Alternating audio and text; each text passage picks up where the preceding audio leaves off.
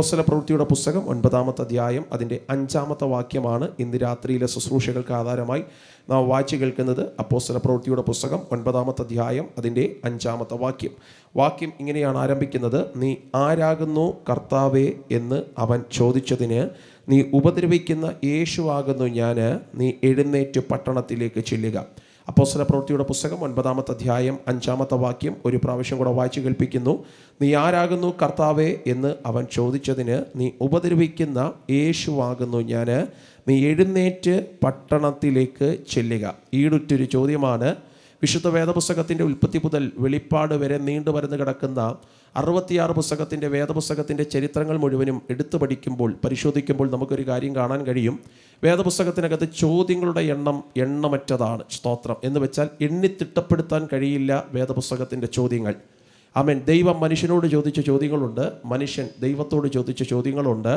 ഭൂമിയുടെ പരപ്പിനകത്ത് നിൽക്കുന്ന സാധാരണ മാനുഷിക തലത്തിൽ നിൽക്കുന്ന ഒരു മനുഷ്യൻ, അവൻ ദൂതന്മാരോട് ചോദിച്ച ചോദ്യങ്ങളുണ്ട്.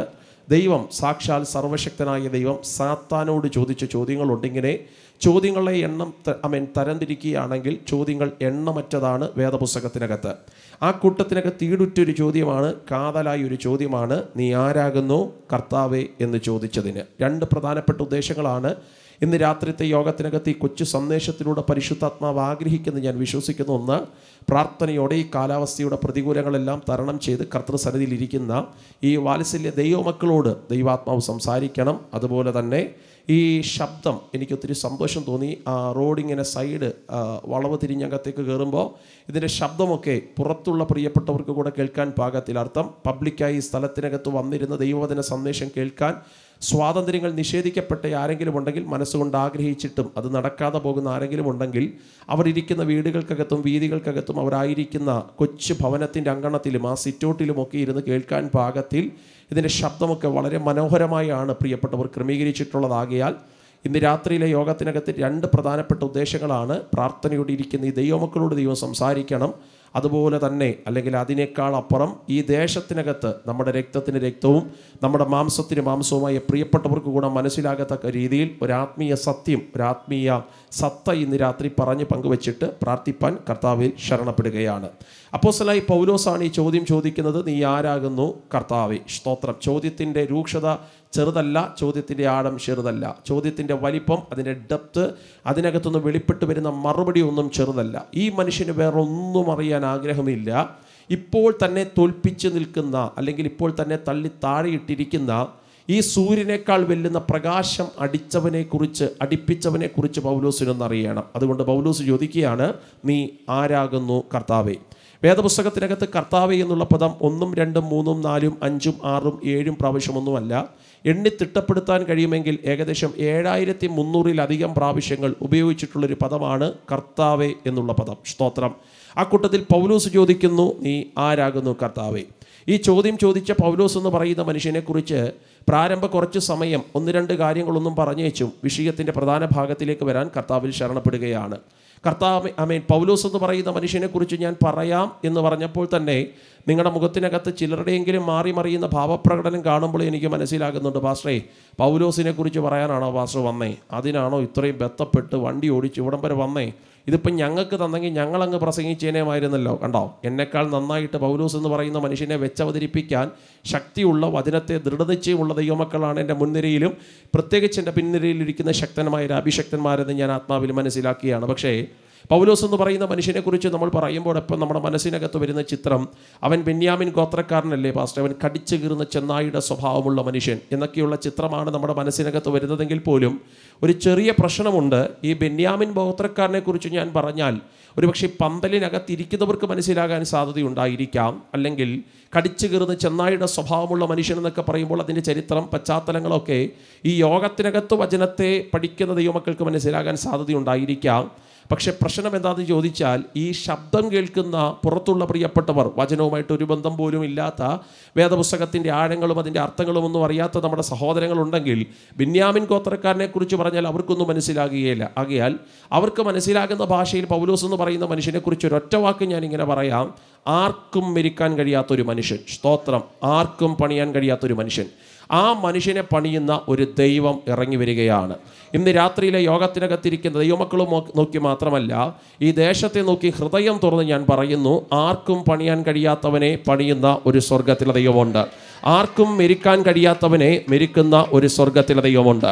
ഞാനത് പറയുമ്പോൾ ദേശത്തിനകത്ത് ഈ ശബ്ദം കേൾക്കുന്ന ഏതോ മമ്മിമാര് ചോദിക്കുന്നുണ്ട്, പാസ്റ്റർ നിങ്ങൾ എന്താ ഈ പ്രസംഗിക്കുന്നേ? 9 മാസം ഉദരത്തിനകത്ത് കൊണ്ടു നടന്ന് വേദനയോടെ പേറി പ്രസവിച്ച് എൻ്റെ തലമുറ, അവൻ 10ാം ക്ലാസ് വരെ ഓക്കെ ആയിരുന്നു പാസ്റ്ററെ, അവൻ +2 വരെ ഓക്കെ ആയിരുന്നു. പക്ഷെ പഠനങ്ങൾക്ക് വേണ്ടിയും ഇതിൻ്റെ ആവശ്യങ്ങൾക്ക് വേണ്ടിയും അവൻ ബാംഗ്ലൂർ, ചെന്നൈ, പൂനെ, ഈറോഡ് ഭൂമിയുടെ ഏതോ പരപ്പിനകത്ത് പോയപ്പോൾ ഞാൻ തറയിൽ വെച്ചാൽ ഉറുമ്പരിക്കുമ്പോൾ തലയിൽ വെച്ചാൽ പേനരിക്കുമ്പോൾ എന്ന് പറഞ്ഞ് ലാളിച്ചും ഓമനിച്ചും കൊണ്ടു നടന്ന എൻ്റെ കൊച്ച് ഇപ്പോൾ എൻ്റെ ഇഷ്ടപ്രകാരമല്ല സഞ്ചരിക്കുന്നത്, അവൻ അവൻ്റെ ഇഷ്ടപ്രകാരമാണ് സഞ്ചരിക്കുന്നത്. എൻ്റെ തലമുറയെ പണിയാൻ ദൈവത്തിന് കഴിയുമോ? ഇന്ന് രാത്രി ഞാൻ ഉറപ്പിച്ചു പറയാം മമ്മി, 167 അസ്ഥികൾ ഒരുമിച്ചൊടിയുമ്പോഴുള്ള വേദനയാണ് ഈ പ്രസവ സമയത്ത് കുഞ്ഞിന് വേണ്ടി എടുത്തതെങ്കിൽ 167 അസ്ഥികൾ ഒരുമിച്ചൊടിയുമ്പോഴുള്ള വേദനയിൽ ജന്മം കൊടുത്ത നിൻ്റെ തലമുറ ഇപ്പം നിൻ്റെ വലയത്തിനകത്തല്ലെങ്കിലും ആ കൊച്ചിനെ പണിയാൻ എൻ്റെ ദൈവത്തിന് കഴിയും. സ്തോത്രം. എന്ന് വെച്ചാൽ ആർക്കും മെരിക്കാൻ കഴിയാത്തവനെ മെരിക്കുന്നൊരു ദൈവമുണ്ട്, ആർക്കും പണിയാൻ കഴിയാത്തവനെ പണിയുന്ന ഒരു സ്വർഗത്തിലെ ദൈവമുണ്ട്. ഇത് സുവിശേഷ യോഗത്തിൻ്റെ 15ാമത്തെ സുവിശേഷ യോഗത്തിൻ്റെ 3ാമത്തെ രാത്രി നമ്മൾ ഹൃദയം തുറന്നങ്ങ് വിശ്വസിക്കുകയാണ്. ഇവിടെ ആരോ ആമുഖ സന്ദേശം പ്രസ്താവിച്ചപ്പോൾ പറഞ്ഞതുപോലെ നമ്മൾ ഇടുന്നതെല്ലാം വിത്തുകളാണ്. ഒരു സീസൺ കഴിയുമ്പോൾ, ഒരു സമയം കഴിയുമ്പോൾ, അല്ല 16ാമത്തെ കൺവെൻഷനിൽ യേശുവിൻ്റെ വരവ് താമസമാണെങ്കിൽ ഈ ദേശത്തിനകത്ത് അനേകം പേരെ ദൈവം പണിതെടുക്കും. അത് വിശ്വസിക്കുന്നവർക്കായി നിറഞ്ഞ മനസ്സോടെ ഞാൻ ദൈവത്തിന് സ്തോത്രം ചൊല്ലുന്നു. ലോകത്തിലുള്ളൊരു ഇസത്തിനത് കഴിയത്തില്ല പ്രിയപ്പെട്ടവരെ. ഫാസിസമോ, നാസിസമോ, ഫ്യൂഡലിസമോ, യൂറോ കമ്മ്യൂണിസമോ, ടാഗനിസമോ, സർക്കുലിസമോ, ആയിരക്കണക്കിന് ഇസങ്ങൾ കൊടികുത്തി വാഴുന്ന ഭാരതക്കരയിൽ ഒരു ഇസത്തിനും ഒരു മനുഷ്യനെ പണിയാൻ കഴിയത്തില്ല. നിയമങ്ങൾക്കൊരു മനുഷ്യനെ പണിയാൻ കഴിയുമോ പാസ്റ്റർ? ഇല്ലവേ ഇല്ല. ഇനി ആയിരക്കണക്കിന് നിയമങ്ങൾ ഇവിടെ പാസ്സായാലും ഇവിടെ ഒരു മനുഷ്യനെ പണിയാൻ നിയമങ്ങൾക്ക് കഴിയത്തില്ല. മത നേതാക്കന്മാർക്ക് പറ്റുമോ? ഇല്ലവേ ഇല്ല. പാസ്റ്റർമാരായി ഞങ്ങൾക്ക് പറ്റുമോ? ഒരിക്കലുമില്ല. ഒരു പാസ്റ്റർക്ക് പറ്റത്തില്ല, പ്രവാചകന് പറ്റത്തില്ല, പ്രാസംഗികന് പറ്റത്തില്ല, പാതിരിക്ക് പറ്റത്തില്ല. ലോകത്തിലുള്ള ഒരു ശക്തിക്കും ഒരു മനുഷ്യനെ രൂപാന്തരപ്പെടുത്താൻ കഴിയാതിരിക്കുമ്പോൾ വേദപുസ്തകം പറയുന്നു അവരെ പണിയുന്ന ഒരു സ്വർഗത്തിലെ ദൈവമുണ്ട്, അവനെ രൂപാന്തരപ്പെടുത്തുന്ന ഒരു സ്വർഗത്തിലെ ദൈവമുണ്ട്. ഇന്ന് രാത്രിയിൽ ഇത്ര തൻ്റെ ഇടത്തോട് ഇത് പറയാൻ കാരണമെന്ന് ചോദിച്ചാൽ ജീവിതത്തിൻ്റെ അനുഭവത്തിൻ്റെ താളുകളെ അടർത്തിയെടുത്ത് ഇന്ന് രാത്രി ഞാൻ വിശ്വസിച്ച് പറയുന്നു, പാറിപ്പോകുന്ന ചെങ്കടിയൊക്കെ കരത്തിനകത്തേന്തി ഇംഗ്ലാസിന്താവ വിളിച്ച് നടന്നയാളാണ് എൻ്റെ അപ്പൻ എന്ന് പറയുന്നത്. രാഷ്ട്രീയ പാർട്ടികളുടെ പിൻബലം തനിക്കുണ്ട്. ആകയാൽ തനിക്കുറപ്പാണ് താനെന്ന് പറയുന്ന മനുഷ്യനെ രൂപാന്തരപ്പെടുത്താൻ ലോകത്തിലെ ഒന്നിനും കഴിയില്ല. എൻ്റെ മുന്നേ പ്രിയപ്പെട്ടവരെ, എൻ്റെ അത്രയും ഹൈറ്റ് ഉണ്ട്, എന്നെക്കാൾ ഇച്ചിരി കൂടെ വണ്ണമുണ്ട്. നെഞ്ചുമിരിച്ച് പുറത്തോട്ടിറങ്ങി നാരട അവിടെ എന്ന് ചോദിച്ചാൽ അന്നത്തെ കാലത്ത് ആരും ഒന്നും മിണ്ടത്തില്ല. അങ്ങനെ നടന്നുകൊണ്ടിരിക്കുന്ന ഒരു മനുഷ്യൻ, ആ മനുഷ്യന് സ്തോത്രം കൊട്ടാരക്കിലൊരു ബാറുണ്ട് വെച്ചാൽ ആ ബാറിൻ്റെ പേര് ആകാശ് എന്നാണ്. ആകാശ് ബാർ അടയ്ക്കുന്നതായി എൻ്റെ അപ്പൻ്റെ സമയം എന്ന് പറയുന്നത്. അങ്ങാനും ബാറ് തുറന്നില്ലെങ്കിൽ വീട്ടിൽ വാറ്റും എൻ്റെ അപ്പൻ. അപ്പം നിങ്ങൾ ചോദിക്കും അപ്പനെങ്ങനെ വീട്ടിൽ വാറ്റാൻ അറിയാം? ഫോറസ്റ്റ് ഡിപ്പാർട്ട്മെൻറ്റിൽ ഡെപ്യൂട്ടി റേഞ്ചറായിട്ട് റിട്ടയർഡ് ആയതാ. ഇതിൻ്റെ പരിപാടി തന്നെക്കാൾ മറ്റാർക്കും നന്നായിട്ട് അറിയുകയുമില്ല. അങ്ങനെ നടന്നുകൊണ്ടിരുന്ന ഒരു കാലഘട്ടം. സ്തോത്രം. ഓടനാവട്ടത്ത് സ്തോത്രം ആരാധനാലയങ്ങളുടെ ഫ്രണ്ടിൽ ചെന്ന് ഒരു കാലത്തിൽ എൻ്റെ അപ്പൻ ഉറക്കെ ചോദിക്കുമായിരുന്നു, നിന്റെ ദൈവത്തിന് എന്നാടാ ചെവി കേൾക്കാൻ പാടില്ലേ? നിന്റെ ദൈവത്തിന് എന്നാ പൊട്ടുണ്ടോ? എന്തിനാടാ ഇങ്ങനെ ശബ്ദം ഉയർത്തി പ്രാർത്ഥിക്കുന്നേ? ശബ്ദം താഴ്ത്തി പ്രാർത്ഥിക്ക്. ക്രിസ്ത്യാനികളുടെ ദൈവത്തിന് എന്നാടാ ചെവി കേൾക്കാൻ പാടില്ലേ എന്ന് ഉറക്കെ കളിയാക്കി ചോദിക്കുന്ന എൻ്റെ അപ്പൻ. അല്ല, നാട്ടുകാർക്ക് പൊതുവേ നമ്മളെക്കുറിച്ചൊരു പരാതിയും അങ്ങനെ തന്നെയാണ്, നമുക്ക് ഇച്ചിരി ശബ്ദം കൂടുതലുള്ളതാണ്. സ്തോത്രം. വീട്ടിലുമുണ്ട്, സഭയിലുമുണ്ട്. അതൊഴിച്ചാൽ പിന്നെ നമ്മൾ പാവത്തങ്ങളാ. ഒരു സ്തോത്രം പറഞ്ഞാട്ടെ. സ്തോത്രം. അപ്പോൾ എൻ്റെ അപ്പൻ ഉറക്കെ ചോദിക്കുമായിരുന്നു, അല്ലേ, കഴിഞ്ഞ ദിവസം ജോൺ ബ്രിട്ടാസും പറഞ്ഞായിരുന്നു പെന്തക്കോസുകാർക്ക് ഇച്ചിരി ശബ്ദം കൂടുതലാണെന്ന്. പുള്ളിയും കൂടെ പറഞ്ഞപ്പോൾ എനിക്കങ്ങ് സങ്കടം തോന്നി അച്ഛാ. സ്തോത്രം. ഈ അങ്ങാണ്ട് ഒരു അമ്മച്ചി മിക്സി എടുത്ത് ഇങ്ങനെ തൊഴുകയോടെ ചോദിച്ചെന്ന്, ശബ്ദം ഉണ്ടാക്കാതെ മാവ് നരച്ച് തരാമോ എന്ന്. അപ്പം മിക്സി ഇങ്ങനെ തിരിച്ച് തൊഴുകയോടെ പറഞ്ഞെന്ന്, നല്ലോണം മാവ് അരച്ച് കിട്ടണമെങ്കിൽ ഇച്ചിരി ശബ്ദമൊക്കെ ഉണ്ടാക്കുമെന്ന്. സ്തോത്രം. എൻ്റെ മുന്നേ പ്രിയപ്പെട്ടവരെ, അങ്ങാണ്ടൊരു ഫുട്ബോൾ കളി ഏതോ രാജ്യത്തിനകത്ത് നടന്നപ്പോൾ ഓടനാവട്ടത്തിരുന്ന് 8ാം ക്ലാസ്സിൽ പഠിക്കുന്ന ഞങ്ങളുടെ ഒരു കൊച്ചു ചെറുക്കൻ ഈ ഗോളടിക്കുന്ന സമയത്തിയപ്പോൾ അവൻ ചാടിയങ്ങ് എഴുന്നേറ്റു. എന്നിട്ട് അവൻ്റെ ഫ്രണ്ടിലിരിക്കുന്ന മിച്ചറും തട്ടിത്തെറിപ്പിച്ച് അവൻ കാലൊക്കെ എടുത്ത് വീശിയടിക്കാൻ തുടങ്ങി. ഗോളടിക്കുന്ന സമയം എത്തിയപ്പോൾ അവനോട് ചോദിക്ക്, ഫുട്ബോൾ കളി നടക്കുന്നത് രാജ്യങ്ങൾക്കപ്പുറമല്ലേ? ഓടനാവട്ടത്തിരുന്ന് നിന്റെ സോഫയ്ക്കകത്ത് നീ എന്തിനാ കാലെടുത്ത് വീശുന്നതെന്ന് ചോദിച്ചാൽ അവൻ പറയും അവൻ്റെ സ്പോർട്സ്മാൻ സ്പിരിറ്റ് അത്. അങ്ങനാണെങ്കിൽ ചങ്കിലെ ചോര തന്ന് നമ്മളെ വീണ്ടെടുത്ത യേശുവിനെ ആരാധിക്കുമ്പോൾ ഇച്ചിരി ശബ്ദം ഉണ്ടാക്കുന്നതിൽ തെറ്റില്ലെന്നാണ് എൻ്റെ വിശ്വാസം. അല്ല, ഇത് ശബ്ദം ഉണ്ടാക്കുക അല്ല, അങ്ങ് ഉണ്ടായി പോകുക. കാരണം നടത്തിയ വിധങ്ങളെ ഓർക്കുമ്പോൾ, നിർത്തിയ വഴികളെ ഓർക്കുമ്പോൾ, 2025 പിന്നിട്ട വഴിയാത്രകളെ ഓർക്കുമ്പോൾ, നമ്മുടെ സമപ്രായത്തിലുള്ള പലതും മണ്ണിനിരയായി മാറിയപ്പോൾ ആയുസ്സിനും ആരോഗ്യത്തിനും അവയവങ്ങൾക്കും കേടില്ലാതെ ഇന്ന് രാത്രിയിലെ യോഗത്തിനകത്ത് വന്നിരിക്കാൻ പറ്റിയെങ്കിൽ അത് ദൈവം നടത്തിയ വിശ്വസ്തതയെന്ന് ഓർക്കുമ്പോൾ അറിയാതെ സ്തോത്രം പറഞ്ഞു പോകുന്നതാ പാസ്റ്ററേ. ഇന്ന് രാത്രിയിൽ ആരാധിച്ചു കൊണ്ടിരിക്കുന്ന ദൈവമക്കളോട് എൻ്റെ ചോദ്യം, കഴിച്ച ആഹാരത്തിന്റെ ശക്തിയാണോ, എടുത്ത മെഡിസിന്റെ പ്രാപ്തിയാണോ, നോക്കിയ ഡോക്ടർമാരുടെ കഴിവാണോ? ഇന്ന് രാത്രി അല്ലെന്ന് പറയുന്നവർ ആത്മാവിൽ പറഞ്ഞാട്ടെ. കഴിച്ച ആഹാരത്തിന്റെ ശക്തിയുമല്ല, എടുത്ത മെഡിസിന്റെ പ്രാപ്തിയുമല്ല, നോക്കിയ ഡോക്ടർമാരുടെ കഴിവുമല്ല, അവൻ നടത്തിയ വിധങ്ങളെ ഓർക്കുമ്പോൾ ഹല്ലേലൂയ, നന്ദിയോടെ ദൈവത്തിന് സ്തോത്രം ചൊല്ലുന്നു. എൻ്റെ പൊന്നു പ്രിയപ്പെട്ടവരെ, സഹോദരന്മാരോട് എൻ്റെ ഒരു കൊച്ചു ചോദ്യമാ, 2 ഇഞ്ച് വലിപ്പമുള്ളൊരു ലൈസൻസ് നമ്മുടെ കയ്യിൽ ഇരിക്കുന്നത് കൊണ്ടാണോ പ്രിയപ്പെട്ടവരെ നമ്മൾ എത്തേണ്ട സ്ഥാനത്ത് എത്തുന്നതിന്റെ രഹസ്യം എന്താണെന്ന എൻ്റെ ചോദ്യം. ഈ വഴിയാത്രകൾക്കകത്ത് ആയിരക്കണക്കിന് ആക്സിഡന്റുകൾ നടമാടി നിൽക്കുമ്പോഴും നമ്മുടെ വാഹനങ്ങളെ സുരക്ഷിതമായ സ്ഥലങ്ങളിൽ കൊണ്ടെത്തിക്കുന്നതിന്റെ റീസൺ എന്താണെന്ന എൻ്റെ ചോദ്യം. ആരോ പറയുന്നു എൻ്റെ കയ്യിൽ ലൈസൻസ് ഉണ്ട് പാസ്റ്ററേ. എൻ്റെ പൊന്നു പ്രിയപ്പെട്ടവരെ, 2 ഇഞ്ച് വലിപ്പമുള്ളൊരു ലൈസൻസ് നിന്റെ കയ്യിൽ ഇരിക്കുന്നത് കൊണ്ടല്ല. എൻ്റെ ഭാഷയിൽ പറഞ്ഞാൽ, ഞാൻ ആ വാഹനത്തിനകത്ത് കയറുന്നതിനേക്കാൾ മുമ്പ് അത്ഭുതവാനായ ദൈവ വാഹനത്തെ തൻ്റെ രക്തത്തിൽ ഇങ്ങനെ മറച്ചു പരിപാലിക്കുന്നത് കൊണ്ട് ആ നടക്കുന്ന വിധങ്ങളെയൊക്കെ ഒന്ന് ഓർക്കുമ്പോൾ അറിയാതെ ശബ്ദം ഉയർത്തിപ്പോകുന്നതാണ്. നിറഞ്ഞ മനസ്സോടെ ദൈവത്തിന് സ്തോത്രം പറയാൻ കഴിയുന്നവരുണ്ടെങ്കിൽ എല്ലാ ഹൃദയവും തുറന്ന് ആത്മാവിൽ ഈ 3-ാമത്തെ രാത്രി, ഇത് കടശി രാത്രിയല്ലേ, നന്ദിയോടെ ദൈവത്തിന് സ്തോത്രം ചൊല്ലിയിട്ട് പറ, 2 ദിവസങ്ങൾ ദൈവം ഞങ്ങളെ നടത്തിയല്ലോ അപ്പാ. യോഗത്തിനകത്ത് വന്നിരുന്ന് ആരാധിപ്പാൻ ദൈവം ഞങ്ങളെ ശക്തീകരിച്ചല്ലോ. നിന്റെ വിശ്വസ്തതകളെ ഓർക്കുമ്പോൾ സ്തോത്രം എന്നല്ലാതെ മറ്റൊന്നും പറയാനില്ല. നന്ദിയോടെ ഞാൻ ദൈവത്തിന് സ്തോത്രം ചൊല്ലുന്നു. ആകയാൽ എൻ്റെ അപ്പൻ ഉറക്കെ ചോദിക്കുമായിരുന്നു, നിന്റെ ദൈവത്തിന് എന്നാടാ ശബ്ദം കേൾക്കാൻ ആമേൻ പാടില്ല, എന്തിനാടാ ഇങ്ങനെ ശബ്ദമുയർത്തി ആരാധിക്കുന്നത് എന്ന് ചോദിക്കുന്ന എൻ്റെ അപ്പൻ, ഓടനാവട്ടത്തൊരു ക്ലബ്ബുണ്ട് കേട്ടോ, ആ ക്ലബിൻ്റെ പേര് വികാസ് എന്നാണ്. വികാസ് ക്ലബ്ബ് അടയ്ക്കുന്നതായി എൻ്റെ അപ്പൻ്റെ സമയം. അല്ലെങ്കിൽ ഈ വികാസ് ക്ലബിനകത്ത് ചീട്ട് കളിക്കാൻ കോറം തികയാതെ പോയിരിക്കുന്ന ഒരു സമയം. ഒരു ഞായറാഴ്ച ദിവസം ചീട്ട് കളിക്കാൻ ചെന്നിരുന്നതാ, പക്ഷെ കോറം തികഞ്ഞില്ല. കോറം എന്ന് പറഞ്ഞാൽ നിങ്ങൾക്ക് മനസ്സിലാകുന്നുണ്ടോന്ന് എനിക്കറിയത്തില്ല, ഇവർക്ക് മനസ്സിലാക്കാൻ സാധ്യതയുണ്ട്. ആൾക്കാർ തികഞ്ഞില്ല. അപ്പൊ കളിക്കുന്നവർ കളിക്കാതെ തിരിച്ചു പോയപ്പോൾ ഞായറാഴ്ച ദിവസം എൻ്റെ അപ്പനങ്ങ് ഒറ്റപ്പെട്ടു. അതുകൊണ്ട് അപ്പൻ ചിന്തിച്ചു, ഇനി സമയം കളയാൻ എന്നാ പരിപാടി. അപ്പോഴാ ഒരു കടമുറിക്കപ്പുറത്ത് ആരാധന നടക്കുന്നത്, ഷാരോൺ ദൈവസഭയുടെ തുടക്കം. അന്നവിടെ പ്രസംഗിക്കുന്ന ഒരു സാറാ കേട്ടോ. ആ സാറ് പ്രസംഗിക്കുന്നത് ക്രൂശിക്കപ്പെട്ട യേശുവിനെ കുറിച്ചാണ്. ആകയാൽ ആ കടമുറിയുടെ ഏറ്റവും പുറകുവശത്ത് എൻ്റെ അപ്പൻ പോയിരിക്കുമ്പോൾ ഈ സാറ് ക്രൂശിക്കപ്പെട്ട യേശുവിനെ കുറിച്ച് പറയാൻ തുടങ്ങി. 2 കരത്തിനകത്തും ആണി തറയ്ക്കപ്പെട്ടു, കാലിനകത്ത് കാലിരുമ്പിന്റെ ആണി തറയ്ക്കപ്പെട്ടു. അഭിഷക്തന്മാരെ, പാലസ്തീന്റെ പച്ചമണ്ണിനകത്ത് 24 ടൈപ്പ് വിഷമുള്ളുണ്ടായിരിക്കെ അതിനകത്ത് ഏറ്റവും വിഷം കൂടിയ മുള്ള് ഒറ്റ രാത്രി കൊണ്ട് തപ്പിയെടുത്ത് അത് കിരീടമാക്കി വെച്ച് മടഞ്ഞ് തമ്പുരാന്റെ ശിരസിനകത്ത് വെച്ച് കോലുകൊണ്ടടിച്ച് താഴേക്കിറക്കി എന്നൊക്കെ പറഞ്ഞപ്പോൾ അറിയാതെ എൻ്റെ അപ്പൻ്റെ മനസ്സങ്ങ് ഉടഞ്ഞുപോയി. സ്തോത്രം, ആമേൻ. അപ്പൻ അവിടെ ഇരുന്നു കൊണ്ട് മനസ്സുകൊണ്ട് ചിന്തിച്ചു, ആമേൻ സ്തോത്രം, ഇങ്ങനെ എനിക്ക് വേണ്ടി ക്രൂശിൽ മരിച്ചൊരു ദൈവമുണ്ടോ? അങ്ങനാണെങ്കിൽ അതല്ലേ സ്നേഹസ്വരൂപനായ ദൈവം എന്ന് പറയുന്നത്.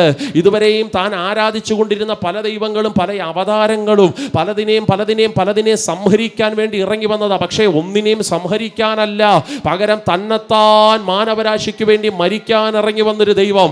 അങ്ങനാണെങ്കിൽ അതല്ലേ സ്നേഹസ്വരൂപനായ ദൈവം എന്ന് ചിന്തിച്ച എൻ്റെ അപ്പന് മനസ്സിനകത്ത് സംശയങ്ങൾ ജയിക്കാൻ തുടങ്ങി.